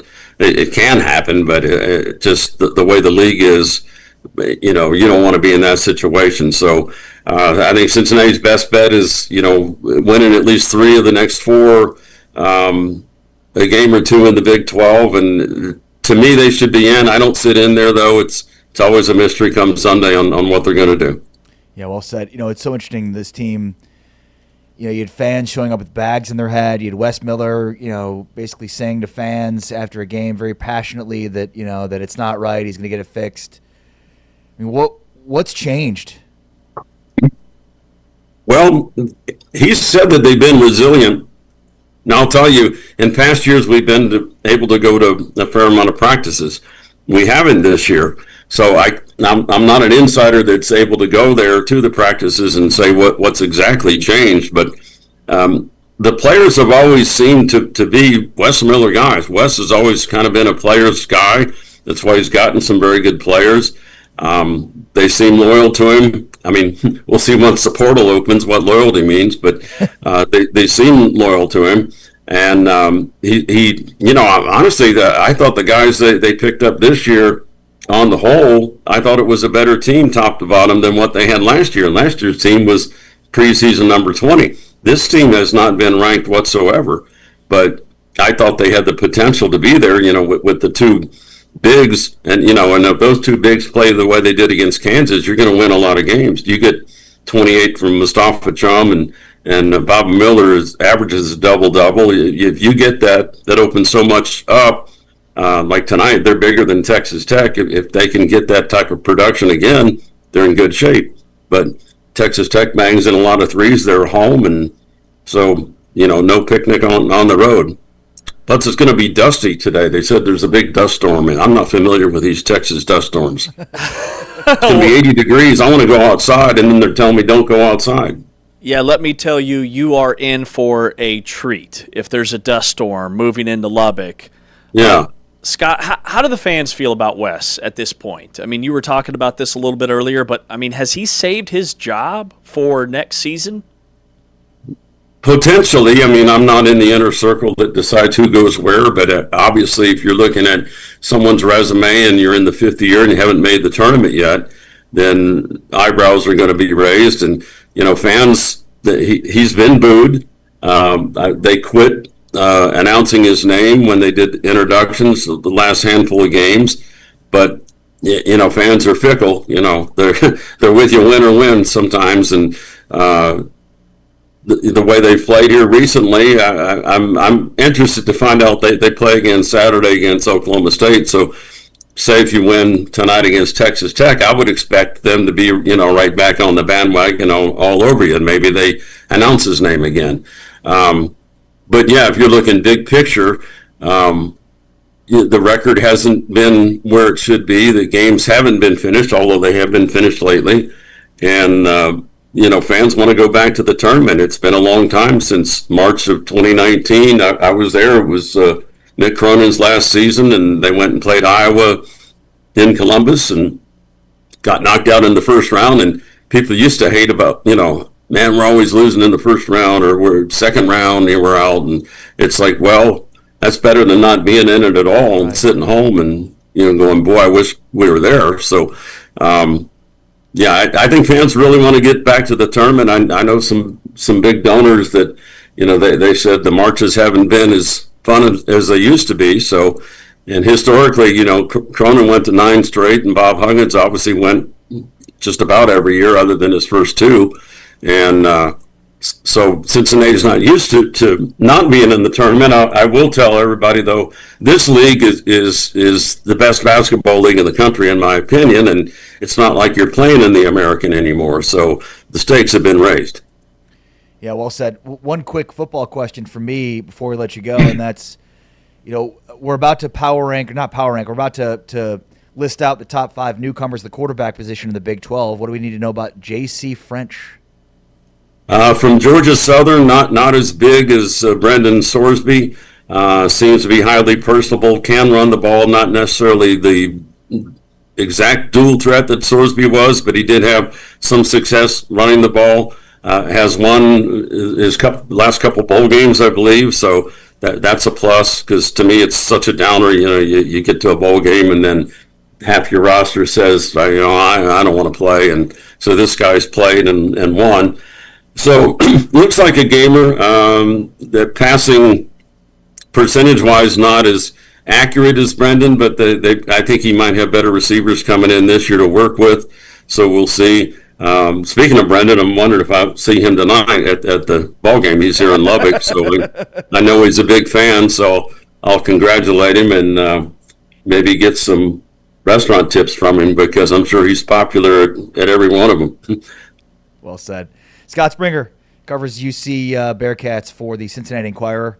Big one tonight after a huge win for Cincinnati on Saturday at Allen Fieldhouse. Scott, thanks so much for your time, man. Be well. Thank you. We'll see you. Scott Springer joining us here, breaking down his thoughts on UC basketball, Cincinnati and Texas Tech tonight from United Supermarkets Arena. What a stretch that would be for Cincinnati if they were able to get 2 wins on the road consecutively against Kansas at Allen Fieldhouse and Texas Tech, United Supermarkets Arena. We shall see. All right, names to know. We conclude our series. We've been taking a look at the top 5 newcomers at each position across the Big 12 with some honorable mentions as well. Quarterback is next. What a fun list this was to put together. We're taking a look at the top 5 newcomers at the quarterback position in the Big 12 next with James Imari, and I will 100% guarantee you that we might have the same names in our list, but they will not be in the same order. Agreed. 100% guaranteed. All right, James, Ari, Big 12 Today, Big 12 Radio, presented by Modelo, heard on TuneIn, watched on Big 12 Studios. Check out the top plays from Big 12 men's basketball starting five.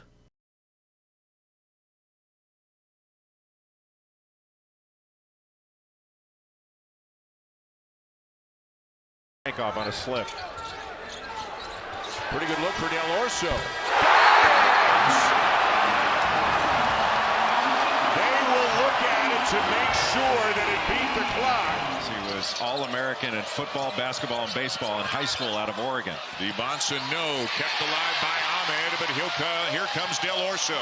Nobody stops the ball. Chance to look at Anthony Del Orso, as you said, Jay, having one of the best games he has had for Arizona.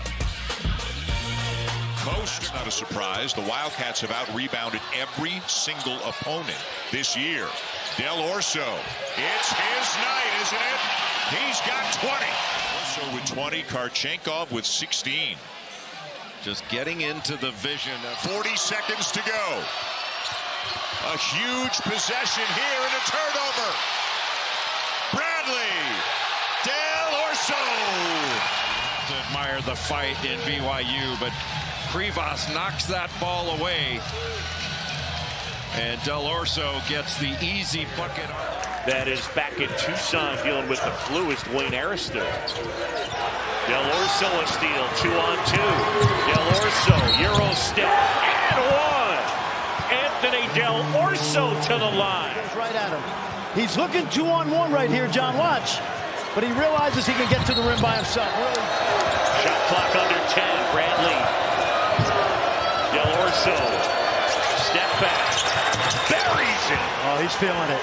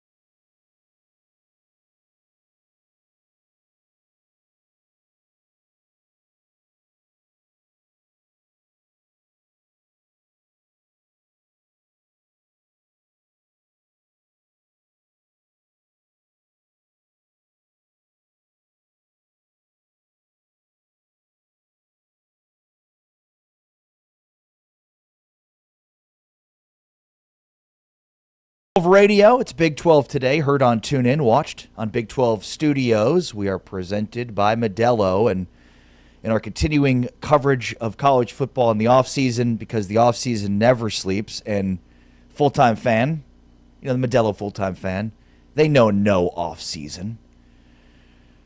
We have been keeping the football season alive throughout the entire offseason by doing different series, taking a look at Big 12 teams. We've got the Combine later this week as we delve into the NFL Draft as it pertains to the Big 12, but we're concluding now our top 5 newcomer series, taking a look at each of the 5 best that we've identified, newcomers at each position, plus some honorable mentions. And now we're at quarterback, last but certainly not least. Modelo fan rule number 31, off-season doesn't mean off. It means research. Oh, yeah. We are crushing that. Yes. As we research these teams inside and out. All right, so let's take a look at our top 5 newcomers at the quarterback position. James, I'll let you start. Okay. So 1 through 5, I'll start at number 5. I have Alonzo Barnett III, who transfers to UCF from James Madison. Quick question. How many of your top 5 played in the college football playoff last year? 1.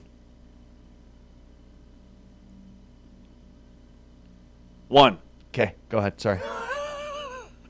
And you've got him at number 5. That's just pointing it out.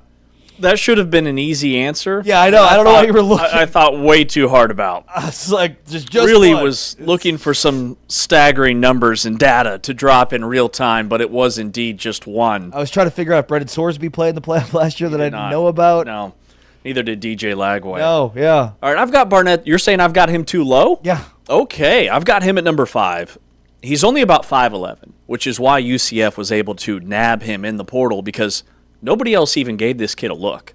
And all he did last year was throw for about 3,000 yards, rush for almost 600, Sun Belt Conference Player of the Year, and looked very capable, even in a blowout loss against Oregon. He's an incredible story of redemption. He tore his ACL. In late 2024, he bounces back, wins Conference Player of the Year, leads JMU to their first conference title at the FBS level. Oh, and Scott Frost is familiar with undersized quarterbacks. Remember Mackenzie Milton? The best quarterback to ever play at UCF? He was listed at 5'11". So I've got him at number 5. All right, number 4. Another one of my sleeper picks, okay? I'm really excited about this guy. Iowa State's Jalen Rayner from Arkansas State. Only about 6 foot, dual threat kid, 3-year starter at Arkansas State. Had 3,300 yards passing last year. Also ran for almost 500 yards. He's dual threat. He's very Rocco Becht-like in that he's a pass-first guy, but he is elusive. And he completed 67% of his passes last year. I felt like that was a massive pull for Iowa State to get one of the best group of 5 quarterbacks in the portal. All right, number 3. I'm going with the Texas native, 6'3", 240-pound DJ Lagway. Headed to Baylor from Florida. Had a tremendous freshman year. All the hype, all the rage, and then a sophomore slump. But talking to people inside the Gator program, a lot felt like that was because of the coaching staff and everything they were going through with Billy Napier out, John Sumrall in, former 5-star recruit out of Willis High School, set a Texas 6A record with 58 passes as 58 touchdown passes as a senior in high school. I think he's going to be dynamic for the Baylor Bears this year. All right, number 2. This is where I have Brendan Sorsby, Texas Tech from Cincinnati, Dallas native, great fit, country boy at Cincinnati last year. We know what he did with those 27 touchdowns and just 5 interceptions. But Texas Tech plays a tough schedule. Texas Tech's going to be in the college football playoff conversation. How will Sorsby perform against high-level opponents? Because that's where he struggled at Cincinnati. But a lot of people think it's just because of the lack of a supporting cast. He'll have that in Lubbock. And number 1 at the top is where I put Drew Mestemaker at Oklahoma State. Transfer from North Texas. Backup quarterback in high school. Walk-on for the Mean Green. But he has all the tools. 6'4", 211 pounds. Led the country in passing yards last year. Had a 100-yard game, set multiple records, led North Texas to a 12-2 season. And I just think the fit coming to Stillwater with Eric Morris, he's going to shine and flourish right away and maybe be the best quarterback, not transfer, just period, in the Big 12 next year. All right, good list. We have 4 of the 5 the same. The order is a bit different. Okay. But basically only one that's on your list that's not on my list. So let me give you my list. At number 5, I've got DJ Lagway here at number 5. And look, I mean, I get everything you just brought up in terms of, the Billy Napier piece and how much was DJ Lagway set up to be successful. But I think it's probably closer to 50-50 being on him and Napier than maybe some people want to acknowledge. Look, I think a change of scenery is perfect. And I think if I were DJ Lagway, aside from the fact that my dad went to Baylor, like the Jake Spavital offense and what Sawyer Robertson just did within it, to me, that is the best recruiting pitch they could have possibly made because I love the fit within Lagway within this offense. The thing, though, is 23 interceptions across 2 seasons. Okay, had 14 interceptions last year to lead the SEC, but 23 interceptions in 2 seasons. That is not good enough. And he just has such an interesting split in his stats between 24 and 25. Just much more explosiveness in 24, 10 yards per attempt with moderate efficiency and turnovers. And then 25, he improves his completion percentage to a much higher degree, 63%, but the explosiveness collapse, 6.7 yards per attempt. And then the picks rise. So just 2 vastly different years, the inconsistencies. I also think he's got to play closer to 230 than closer to 250. That's one of my concerns, too, is his weight is something I'm a bit concerned about. But still, to make this list in the top 5 says a lot because this is a hard list to crack. Number 4, this is where you and I have a difference of opinion, and it's both at number 4. Carter Boley is who I've got at number 4, the Arizona State transfer quarterback from Kentucky. And a lot of this, to me, is the credibility of the head coach. This is less about the player and more about the credibility of the head coach. But Kenny Dillingham talked about how he recruited him when he was at Oregon at the quarterback position out of high school. He's got the prototypical build, like 6'4". He's got a cannon for an arm. So to me, he's got a lot of the pieces you're looking for in terms of those, those tangibles, the measurables. A 65% completion percentage last year, nearly 66%. 2,100 yards, not great. 15 touchdowns and 12 picks. Again, not great, but I love the completion percentage was high. And he also added 2 rushing touchdowns. So 17 touchdowns overall, 12 interceptions. Not a huge running threat, but I think it'll be similar to Sam Leavitt in that he's got the ability to use his athleticism to get outside the pocket, but will not be his primary. He also had a huge game against Tennessee last year, 330 passing yards and 5 touchdowns, set a record for freshmen at Kentucky with 5 passing touchdowns in the game against Tennessee. Number 3, this is where I have Alonzo Barnett. So you and I are going to have a very similar 1 and 2, I'll say that. But I thought you had Barnett too low for a guy that played in the college football playoff last year. Now look, his completion percentage was not good enough at 58%, 2,800 yards passing, 23 touchdowns, 8 picks. But it's the rushing numbers that stand out. 15 rushing touchdowns. So 38 touchdowns overall to 8 interceptions. Also added 600 rushing yards. When you look at year over year, he was a lot more effective running the football in 25 than he was in 24. And remember, as you pointed out, he was returning from an ACL tear in 2025. So the fact that his rushing numbers were what they were in coming back from a ACL injury is pretty impressive. He's got to be better in the completion percentage number. Like between 58 and 60% completion percentage over 2 years is not good enough in the Big 12. So I think that's one of those areas that he's got to improve upon. But I have Alonzo Barnett, the UCF transfer from James Madison, number 3. We have the exact same number 2 and number 1, James. I thought you would have had Sorsby number 1. I had Sorsby number 2, Texas Tech transfer from Cincinnati. Look, I think, this will be a great transition for him because I think this is the type of quarterback profile that Texas Tech has needed, and this is the type of offense that he's needed. So it's very mutually beneficial from that standpoint. But, Texas Tech needed a quarterback that can play more off schedule, be more of a red zone rush threat. When you think about the abilities for Tech in the red zone, remember, they struggled in the red zone last year. That was a big issue. Now you've got those 3 running backs to account for and Sorsby in the red zone. That's a really difficult math problem to account for. So I think his skill set fits Tech a lot better. But 27 touchdowns, 5 picks last year, a huge breakthrough considering what it was in 24 when he had 18 touchdowns to 7 interceptions. That's a great improvement. And then I also have number 1, Drew Mestemaker for Oklahoma State, the transfer from North Texas. Like, you think about the passing numbers last year for Oklahoma State overall with Zane Flores being their leading passer and having 3 touchdowns and 4 picks or whatever it was, and, just a scotch over 1,000 yards passing. I mean, this is just such a dramatic upgrade. 69% completion percentage, 4,300 yards. Passing leader in college football, 4,300 yards passing with a 69% completion percentage and a 9.5 yards per attempt. Like that, these are just ridiculous numbers.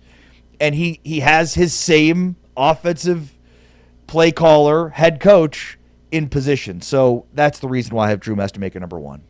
Love it. Absolutely love it. And Sorsby and Mestemaker are going to be all-league caliber guys right away because Sorsby, where was he at his best? In the red zone as a dual-threat quarterback who has the option to take it to the house with his legs. With Mestemaker, my only concern with Drew Mestemaker, and some people have pointed this out, but I just did the numbers, in North Texas's 3 toughest games, which would have been a loss to South Florida, a loss to Tulane, and a win over San Diego State in their bowl game. He had 7 combined touchdowns and 8 combined interceptions.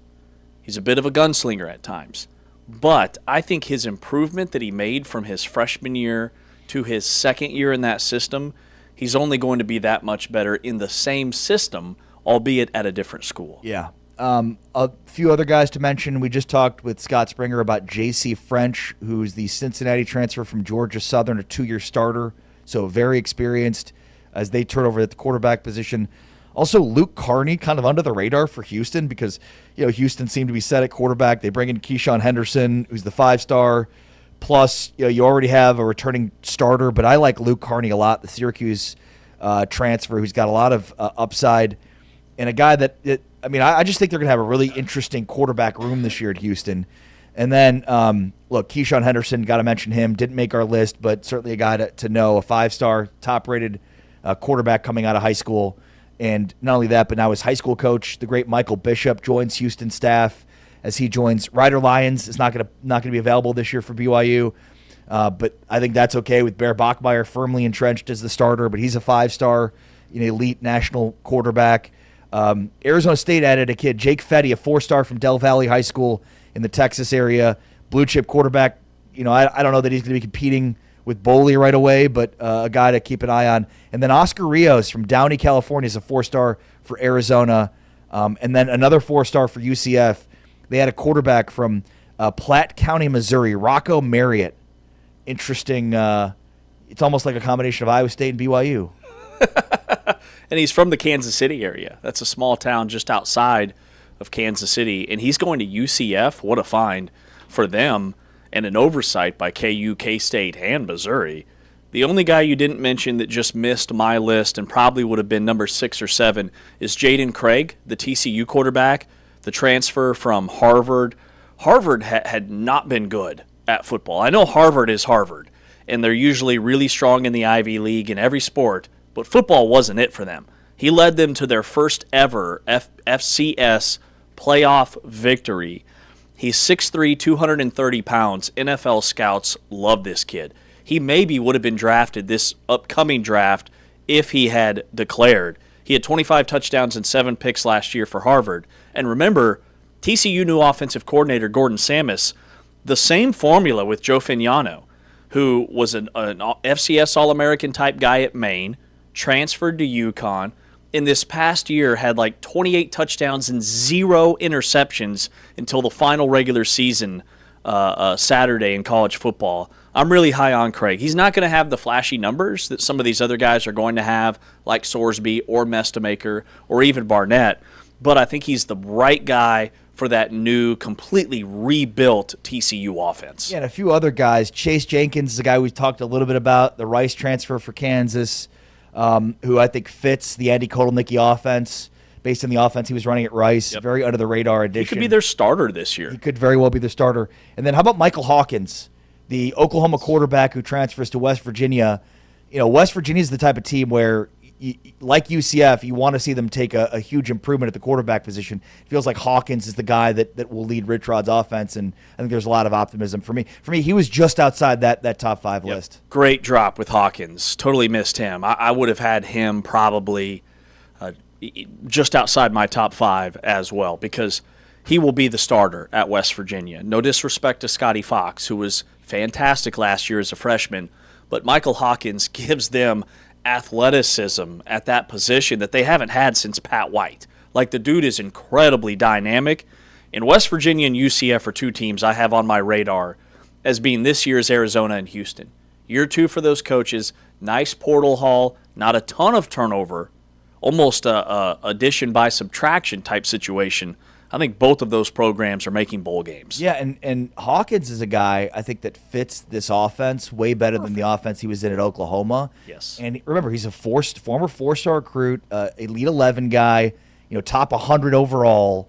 So, I mean, a guy that certainly could have made our top 5 lists for the Big 12 at quarterback additions. There were just a lot. I mean, there were a lot of quarterback additions in this conference, because you've got Josh Hoover going to Indiana, you've got Sam Levitt going to LSU. You had outgoing start Brendan Sorsby leaving Cincinnati. So there is just a lot of movement amongst the quarterback position in the Big 12 this year. Yeah, in terms of fit for Michael Hawkins, this is Caleb Williams going from Oklahoma to USC. Different type of quarterbacks, but once he got in a system that utilized his skill set, he was incredible. And that could be Hawkins. I'm not saying he's going to win the Heisman, but he's very much in a better place for what he does. Wow, apparently there's a difference between Lincoln Riley at Oklahoma and Lincoln Riley at USC. And I think James just said it. Just pencil Michael Hawkins in for the Heisman Trophy, the #1 overall pick. That's James Wesley. I'm Ari Tepkin. Big 12 Today, Big 12 Radio. Our quarterback expert and our Monday morning quarterback, Taylor McHargue, joins us to talk quarterback position of the Big 12 next. This is Big 12 Today, Big 12 Radio, presented by Modelo, where there is no off-season. Remember, there's no off-season. Modelo fan rule number 31, it's just research. Taylor McHargue is next. It's Big 12 Today, Big 12 Radio, presented by Modelo. Heard on TuneIn, watched on Big 12 Studios. Check out the top plays from the Big 12 men's basketball starting 5.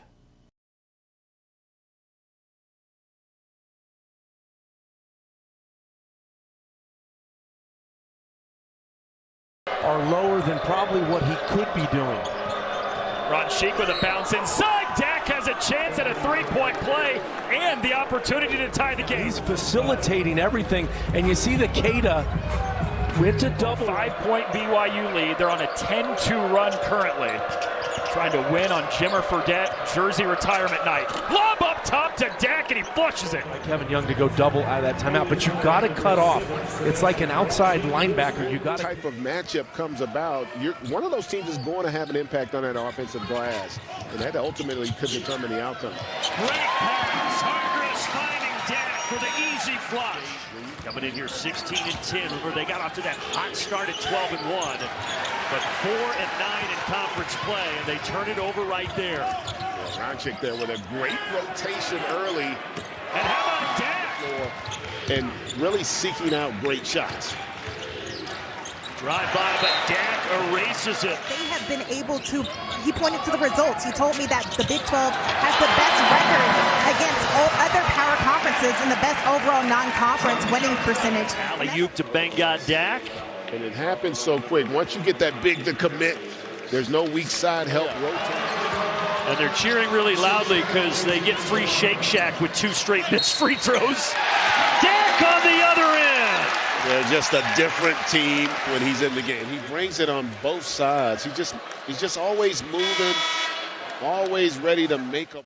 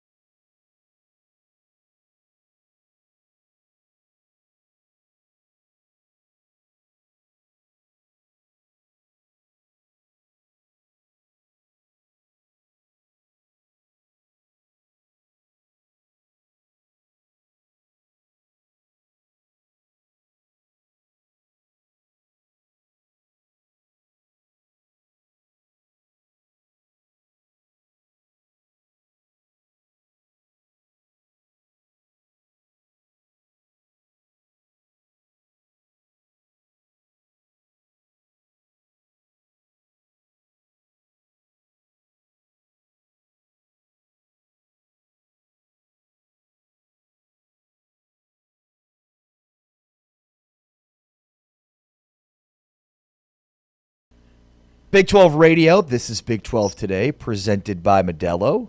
Along with James Westling, I am Ari Temkin, and our Modelo full-time fan off-season is underway as we continue to talk football throughout the off-season. And we've been breaking down the top 5 newcomers at the quarterback position. We've been breaking down the top 5 newcomers at every position, but today quarterback. And so our Monday morning quarterback, Taylor McHargue, is joining us now to give his thoughts on the quarterback position. What's going on, Taylor? How are you? Hey, I'm so good. I missed you guys. Thank you for bringing me back. Taman said it exactly right. Football never sleeps. So that's glad right. to be back with you guys. How's it going? Yeah, no, it's great to hear your voice. Great to have you, and appreciate you you jumping on it to delve into these waters with us. Let's start with, we've had lots of guests across all these positions, but nobody is dialed into the conference as you.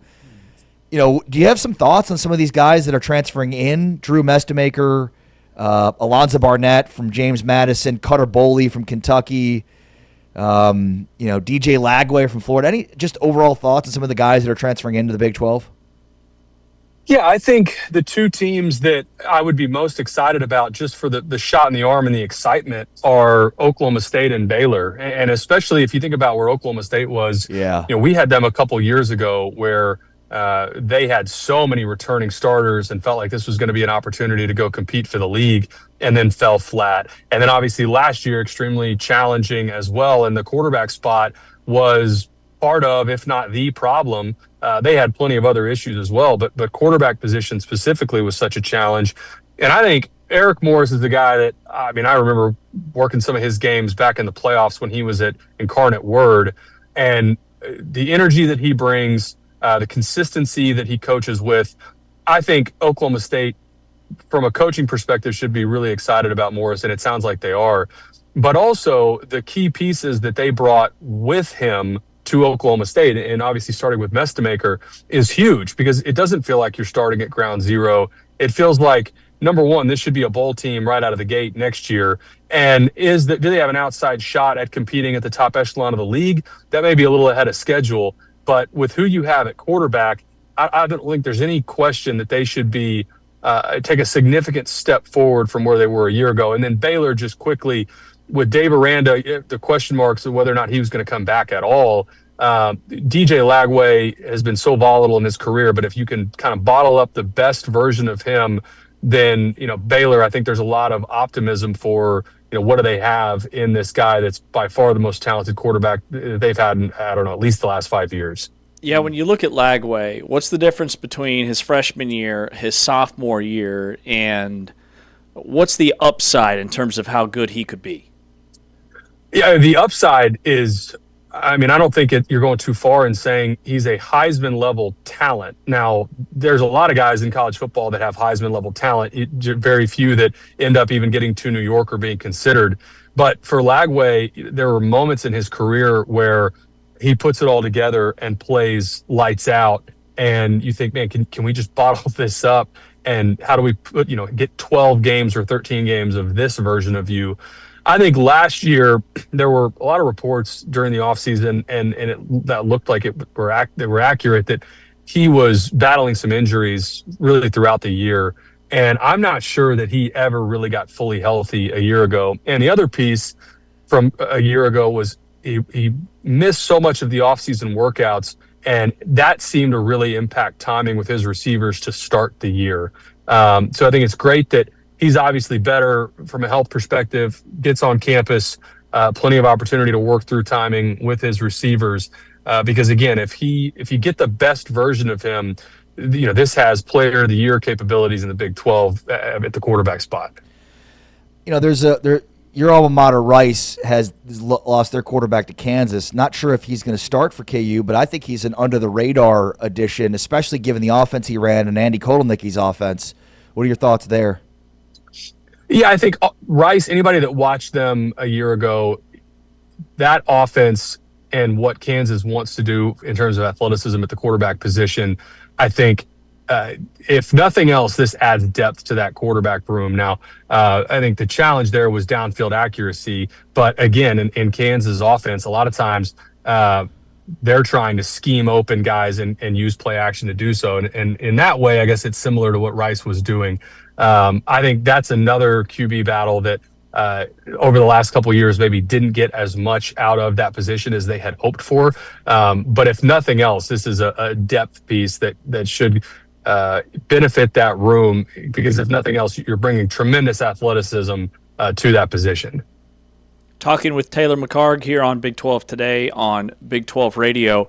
What's your take on Sorsby and his fit at Texas Tech as they try to correct some of their red zone issues that they had offensively this year? Yeah, I'll tell you the biggest reason that I would be excited if I'm a Red Raider fan, and it has to do with his athleticism, where that was an element that was missing in the red zone, because a year ago, so many of the challenges with Behren Morton came from, if it wasn't there and you're in a passing down in the red zone, he was not the most dynamic in making plays happen off script. A lot of times it had to be kind of in the framework of the play, and every now and then you get a broken play. Well, that's an element that Sorsby is going to be a significant step forward. And I think so much of the production that you saw from Sorsby a year ago came with his legs. Some of that was designed quarterback run game. I don't think he will have to do as much of that with Texas Tech. I think protection will be better. I think they'll have more dynamic weapons than he had at Cincinnati. But the biggest thing that I think you'll see a difference if you're a Red Raiders fan is red zone offense, play breaks down, and Sorsby's able to make something happen either off script and deliver the ball downfield kind of on that second play that we talk about, or just tuck it and get vertical, where a lot of your red zone touchdowns and scores, or just extending a drive in the red zone in college football specifically, come from exactly that scenario. And if you've got a quarterback that's not as mobile, we know about the injury issues with Morton a year ago that I think limited a lot of that for him.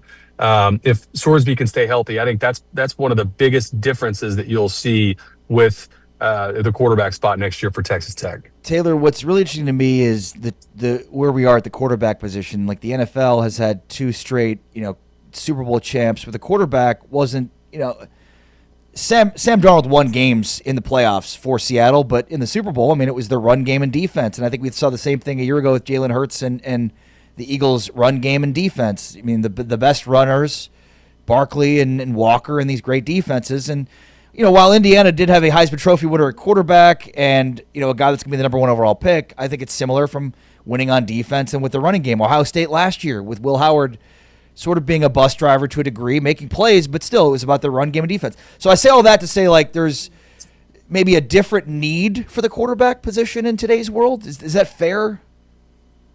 I think in the NFL game will always be about exactly what you just said. If you play sound defense, and especially if you have freed up cap space with a young quarterback, that's the model in the NFL. In college, look at Texas Tech a year ago. They had the most dominant defense. They won the league. Now their offense struggled mightily against Oregon, and I think that's where you're seeing, okay, I really do think they were a championship quality defense, or at least a Final Four quality defense. They were certainly not there on the offensive side of the ball.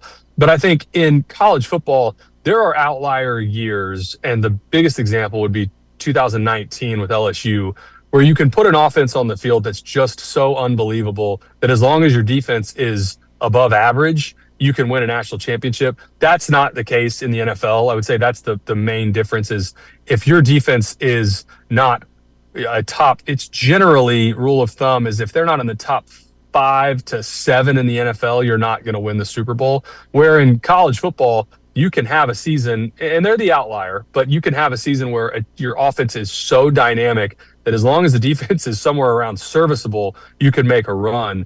I think going back to Texas Tech, if they can shore up on the offensive side of the ball, like we just talked about, the ability to make plays happen off script. That was the number one thing that stood out to me when in the game against Oregon, was they couldn't protect long enough, and Morton was not dynamic enough to make plays happen off script. And if you can't do that, Oregon was playing tight coverage. There was nowhere to go with the football, and they couldn't run the ball. And so it doesn't matter what your scheme is. If you can't make plays happen after the initial framework of the play breaks down, you're not going to win games in the college football playoff. Good stuff, Taylor. Taylor, who's the most underrated, overlooked transfer coming in the Big 12 for next season? That is a good question. I would actually say another guy that's coming into Oklahoma State, and Caleb Hawkins. because we spent so much time talking about Drew Mestemaker, but this is another element that is a big deal for Oklahoma State to get another key piece from North Texas from a year ago. And I think it speaks to how many of the key transfers Eric Morris brought with him. And I know there's going to be so much that's made about Mestemaker through the offseason, and rightfully so. But there are a lot of key pieces that we've talked. I think we will talk more about with Eric Morris as time goes on, and that's probably the team that I would be most excited about just following their story going into next season, because Oklahoma State has been the bottom of the league for the last 2 seasons. Did not win a game in conference in 2024, and then we know about the problems a year ago. So I think that team overall is the one that I'm most excited about. And, and selfishly, like I said, I've followed Eric Morris and his journey going all the way back to UIW. And I think kind of at a national stage, people will realize how special this guy is and what his staff is bringing to Stillwater. Yeah, well said. Great stuff, as always, from our buddy Taylor McHargue, our Monday morning quarterback. Taylor, thanks so much, bud. Appreciate you. Yeah, absolutely. Enjoyed talking with you guys. Hopefully we can do some more of this once spring ball gets around. Oh, yeah. Yeah, no question about that. We will be knocking on your door again throughout this offseason, because the full-time fan knows no offseason. Taylor McHargue joining us here, Big 12 Radio, to help us conclude our top 5 newcomer series. Learned a lot about these teams, and we may have to just delve into some of the big picture takeaways, but it's just interesting to learn kind of strategies for teams. Who are some teams that we maybe didn't expect to be as prevalent on these lists that were. And then, like BYU, not a ton on the defensive side of the ball, a ton on offense. Probably didn't need to add a bunch on the defensive side of the ball. So some interesting revelations and things to learn about some of these teams. Some teams needed to dramatically upgrade and needed to be on this list.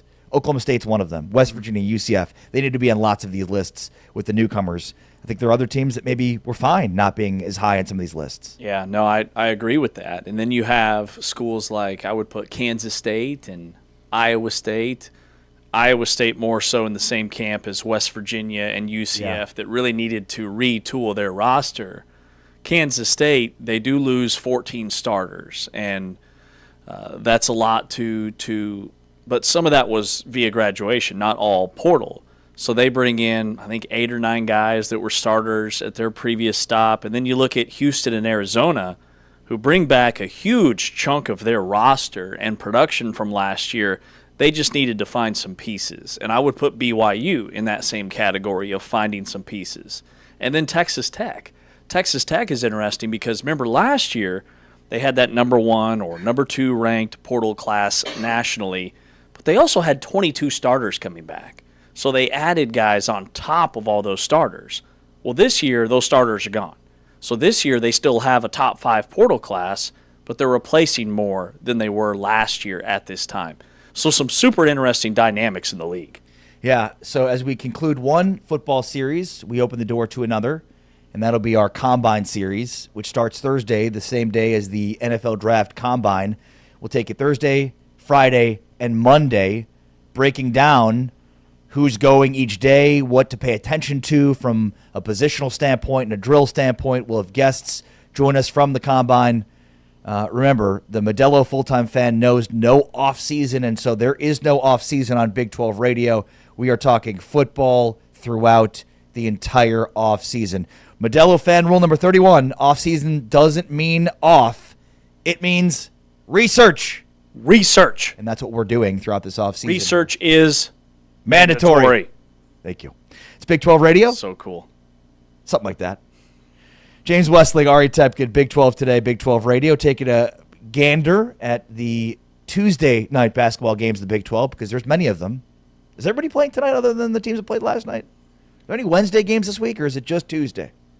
No, we're dabbling Wednesday with Kansas State and Colorado. Don't forget about the huge maybe game the on Wednesday. biggest game of the week. But no, there's a lot of games tonight, and yeah, they're impactful. No doubt. We had Kansas, Houston yesterday, a game on Wednesday, very similar in stature with Colorado and K-State. Kansas State and Colorado. Hey, it will be next year. Everybody else playing tonight. We'll get to that next. With James MRA, it's Big 12 Today, Big 12 Radio, presented by Modelo, heard on TuneIn, watched on Big 12 Studios. Here are the top plays from this week's Player of the Week.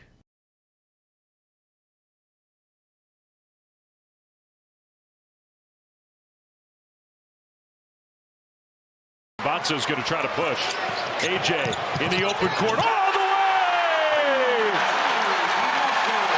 He's the number 1 pick in this NBA draft. Open floor, 40-inch vert from defense to...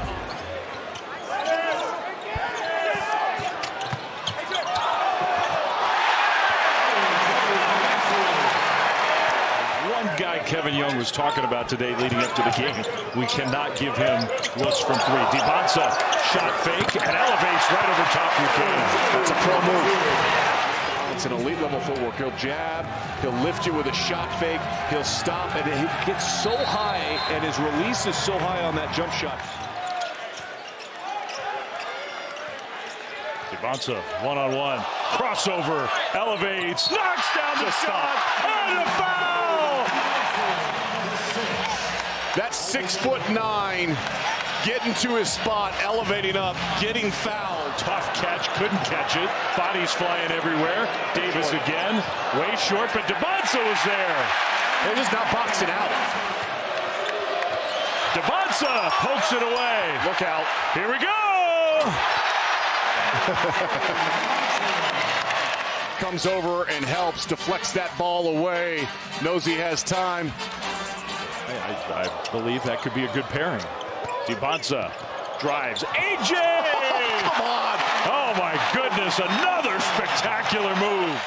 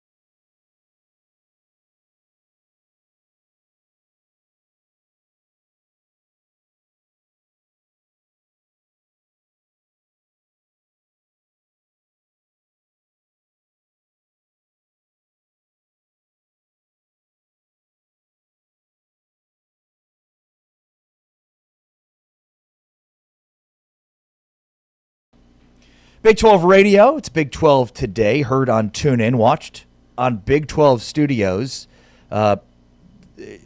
we have got a full slate of games tonight in the Big 12, some really important, meaningful ones, and I want to get into those in a moment. But, Arizona, one of the things we haven't really hit on is the impressiveness of Arizona's win at Houston without Koa Pete. Pete's been missing some time now. He is officially on the injury report as questionable for tonight's game. And so is Anthony Del Orso with an quote-unquote undisclosed injury. Interesting designation on the injury, undisclosed. But Del Orso had a monster game against Houston with 22 points. We've kind of been waiting for that all year from Del Orso, and he exploded. So an interesting ad there for the Big 12 injury report for Arizona. Arizona plays Baylor tonight, so could be a precautionary thing. We'll see. But, yeah, no Koa Pete, or rather Koa Pete's questionable with that leg injury, and Del Orso undisclosed, questionable as well. And then Dwayne Aristode's out, another undisclosed. Well, Aristode's a key loss as well because he is by far their best three-point shooter. Now, I know that we look at Baylor and all the losses that have piled up and we just kind of disregard them, but they're still a dangerous team. That's still a team that has 2 top 20 NBA draft picks on their roster for this upcoming NBA draft. But they've really struggled at the point. If they can get point guard production to match what Jaden Bradley's going to bring to the table for Arizona, maybe they hang around in this game. But Baylor's also, they're 2-10 in quad 1. But somehow they're still top 50 in the net. They are still top 50 in KenPom. They are still part of the next 4 of the next 4 out, according to Joe Lunardi. They're right there in terms of West Virginia, Cincinnati. I wouldn't say quite TCU. Oklahoma State's the other school I was trying to think of in terms of probably outside the tournament, but still maybe if they get hot, a path for them to get in the field. And it doesn't, I don't know how the net works. I can't dissect it, but Baylor's still, they're 49th in the net. They're 2-10 in quad 1. And I think that just says just how difficult of a schedule they've played all year. Yeah, it's exactly right. And how difficult the Big 12 is. I mean, you look at some of these other resumes, and I know we're going to do a blind resume test tomorrow. I've already got the teams. I've got some bangers. Well, and remember, there's another huge data point tonight as we're going to talk through. I mean, West Virginia, Oklahoma State almost is like an elimination game of sorts. Maybe Oklahoma State's already out of it at 16-11 and 4-10 in the Big 12.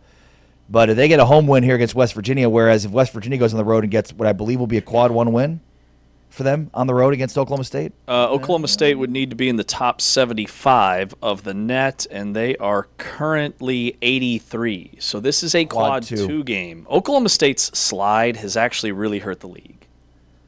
Steve Lutz, I still think, is the right guy for that job, and he's going to get that program turned around. I love the way they play with tempo and pressure. It's very frenetic, and it's just fun basketball. Reminds me of the old Press Virginia days. But they've lost 5 in a row. Yeah. And they were right there, I thought, on the right side of the bubble, and then they went and they lost 5 straight. And it really started at Arizona. I think Arizona exposed them a little bit in terms of the physicality, and they just haven't been able to turn things around. Yeah, and even Kansas at Oklahoma State. I mean, Kansas has not been great on the road. And dominated. Just absolutely dominated them from the start to the finish. UCF BYU tonight's a big one. It feels like UCF is firmly in. You know, there's not much they could do to get out, and same with BYU. But for me, I'm most attracted to that game from the standpoint of let's see if the carryover from what we saw on Saturday is there for BYU. Do they still get contributions from their bench? Do they still get Kennard Davis and Boop and Keita and Boscovich to play like they played on Saturday? Because if they do, like, this is a reinvention without Richie Saunders that has some legs to it.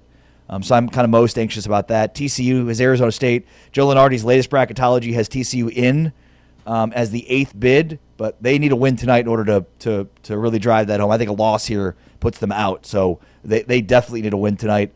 We mentioned Arizona, Baylor, West Virginia, Oklahoma State, and then Cincinnati, Texas Tech.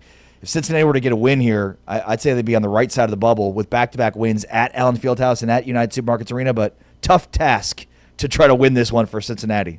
I'll tell you what, man, my sleeper pick of the night would be Cincinnati to win that game. I think the matchup for Cincinnati is going to be very problematic for Texas Tech because of Cincinnati's physicality, their size, their athleticism in the front court, on their front line with Baba Miller and Chom, who's playing at an elite level, coming off a career high. He is a problem. And without Toppin, Texas Tech, I think the rest of the way, it's going to be very matchup-oriented. Kansas State is a smaller team. They don't have any inside game. That played right into the way Texas Tech wants to play. K-State wants to outshoot Texas Tech. You're not going to do that against the Red Raiders. Cincinnati's going to try and make that a half-court game. They're going to pound the ball inside. They're going to be super physical. They're top 10 in defensive rating. Like, they are an elite defensive team, and they are getting better offensively. That would not surprise me to see Cincinnati win that game. Also, the KenPom luck factor, you know I'm a big luck factor guy. Big luck factor guy. Huge luck factor guy. Long story short, luck is... Short story long? Short story long is, are you playing better than your record, and vice versa. Cincinnati ranks 323rd in luck. There's been missed free throws. There's been balls that have been tapped out of bounds off the kneecap of a Bearcat that have decided games. They're a much better team than their record indicates. Yeah, it's a great point. The thing about Cincinnati, they hit 12 threes against Kansas. They were plus 24 for three against Kansas. So it was a combination of Kansas being really off from three and Cincinnati being really on. They did not miss. They were 12 of, I think they were 50%. I think they were 12 of 24 if I remember. But they were plus 24 from the three-point line. Well, and they play a slower tempo. They're better offensively than their numbers indicate. Yeah. And so we talked a little bit about this weekend being about reinventing yourself. BYU, a little bit more credibility because they did it against Iowa State. Tech did it against K-State. So now I'm looking for, is there some sustainability from what they did this weekend? Luke Bamboye had a tremendous game. And no, he's not going to replace JT Toppin, right? But the ability to block shots, rebound, and score a little bit on the inside. And to me, it's that in conjunction with Atwell and Lawan Watts. It's felt like this year it's Christian Anderson and Atwell, or Christian Anderson and Watts, but they can't get all three guys to play together and put up big-time numbers. That's what they did on Saturday. Again, it's against K-State, so I want to see it against Cincinnati. I want to continue to see it. But if they get Anderson, Watts, and Atwell to be great, from the perimeter, and then enough from Bamboye, he's not going to give you scoring-wise what Toppin gave you, but he can give you enough if it's offset with Atwell and Lawan Watts contributing in ways they haven't been.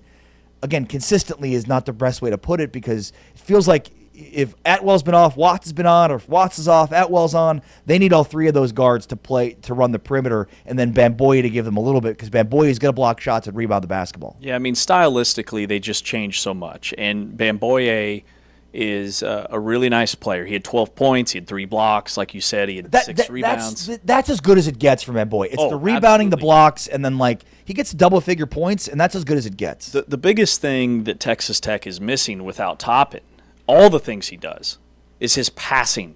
He is an elite passer. Great point. You cannot double him in the post because he'll pass right out of it and guys will can a three. Without him on the floor, it changes that dynamic. Now the passing from inside out becomes more guard-oriented with dribble penetration. So against this bigger, more physical Cincinnati team that makes it very tough to get into the lane, I think matchup-wise, it favors the Bearcats. I really do. Yeah, and I'll tell you the other thing. Toppin was their go-to guy down the stretch of games, right? He may not have been the leading scorer in every game, but if they're in a close game with 3 minutes to go, he's touching the ball every possession and most likely taking that shot. Because you dump it into him, he's either scoring, he's getting fouled, or he's kicking it out for an open three. So where do you go now at the end of games? And I thought with JT Toppin healthy, Texas Tech could win a national championship.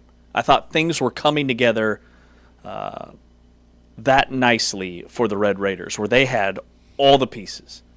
With a healthy Bamboye, I really thought that team could win a natty. And they showed it when they went on the road and beat Arizona in Tucson. But then 2 nights later, we know what happened, and now I have a fair or not, very different perception. Yeah, no, there's no doubt. And look, I mean, we're talking about 2 guys in Richie Saunders and JT Toppin. One was the player of the year last year, and you could have argued that the other was the player of the year. Mm-hmm. Those are 2 guys last year that were the 2 best players in the conference. Yep. And they were 2 guys this year that were 2 of the best players in the conference that are now gone. But are their teams out? I think that's what remains to be seen, and they both need to reinvent themselves. BYU with a little bit more credibility for reinventing themselves on Saturday based on playing Iowa State and beating Iowa State than Texas Tech on K-State. But let's see who can carry that over and be consistent with that reinvention here because I think that's a huge storyline from this weekend, and that will obviously percolate into this week. Yeah, I mean, BYU's won 3 of their last 4 post-injury. So the Richie Saunders loss, to me, stylistically, it's not as massive as Toppin, because you can slide in guys like Bošković, guys like Kostic off the bench who are shooters, and then you still have your guy that can get into the lane with Rob Wright, and then you still have DeBonsa, who you just give him the ball and you get out of the way when you need a basket. Still have your energy guy in Boop off the bench. And then Kennard Davis is a guy that, remember, he didn't get charged, but he was arrested for a D something or other during the non-conference. There was a lot of stuff about that.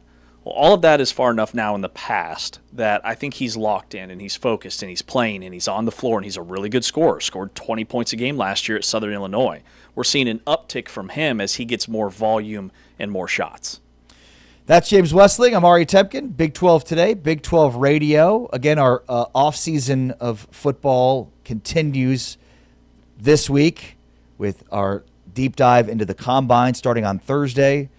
We've got plenty more of series on the horizon as well as we move forward towards the rest of this offseason, including following the Combine. We get into March, and now we're talking about spring football. We're going to have each and every Big 12 coach on to talk through spring football, which is coming up in the next few weeks. So, Modelo fan rules. Offseason never sleeps, and offseason optimism is... It's mandatory. Offseason mandatory is mandatory. Yeah, it's mandatory. Everything's mandatory.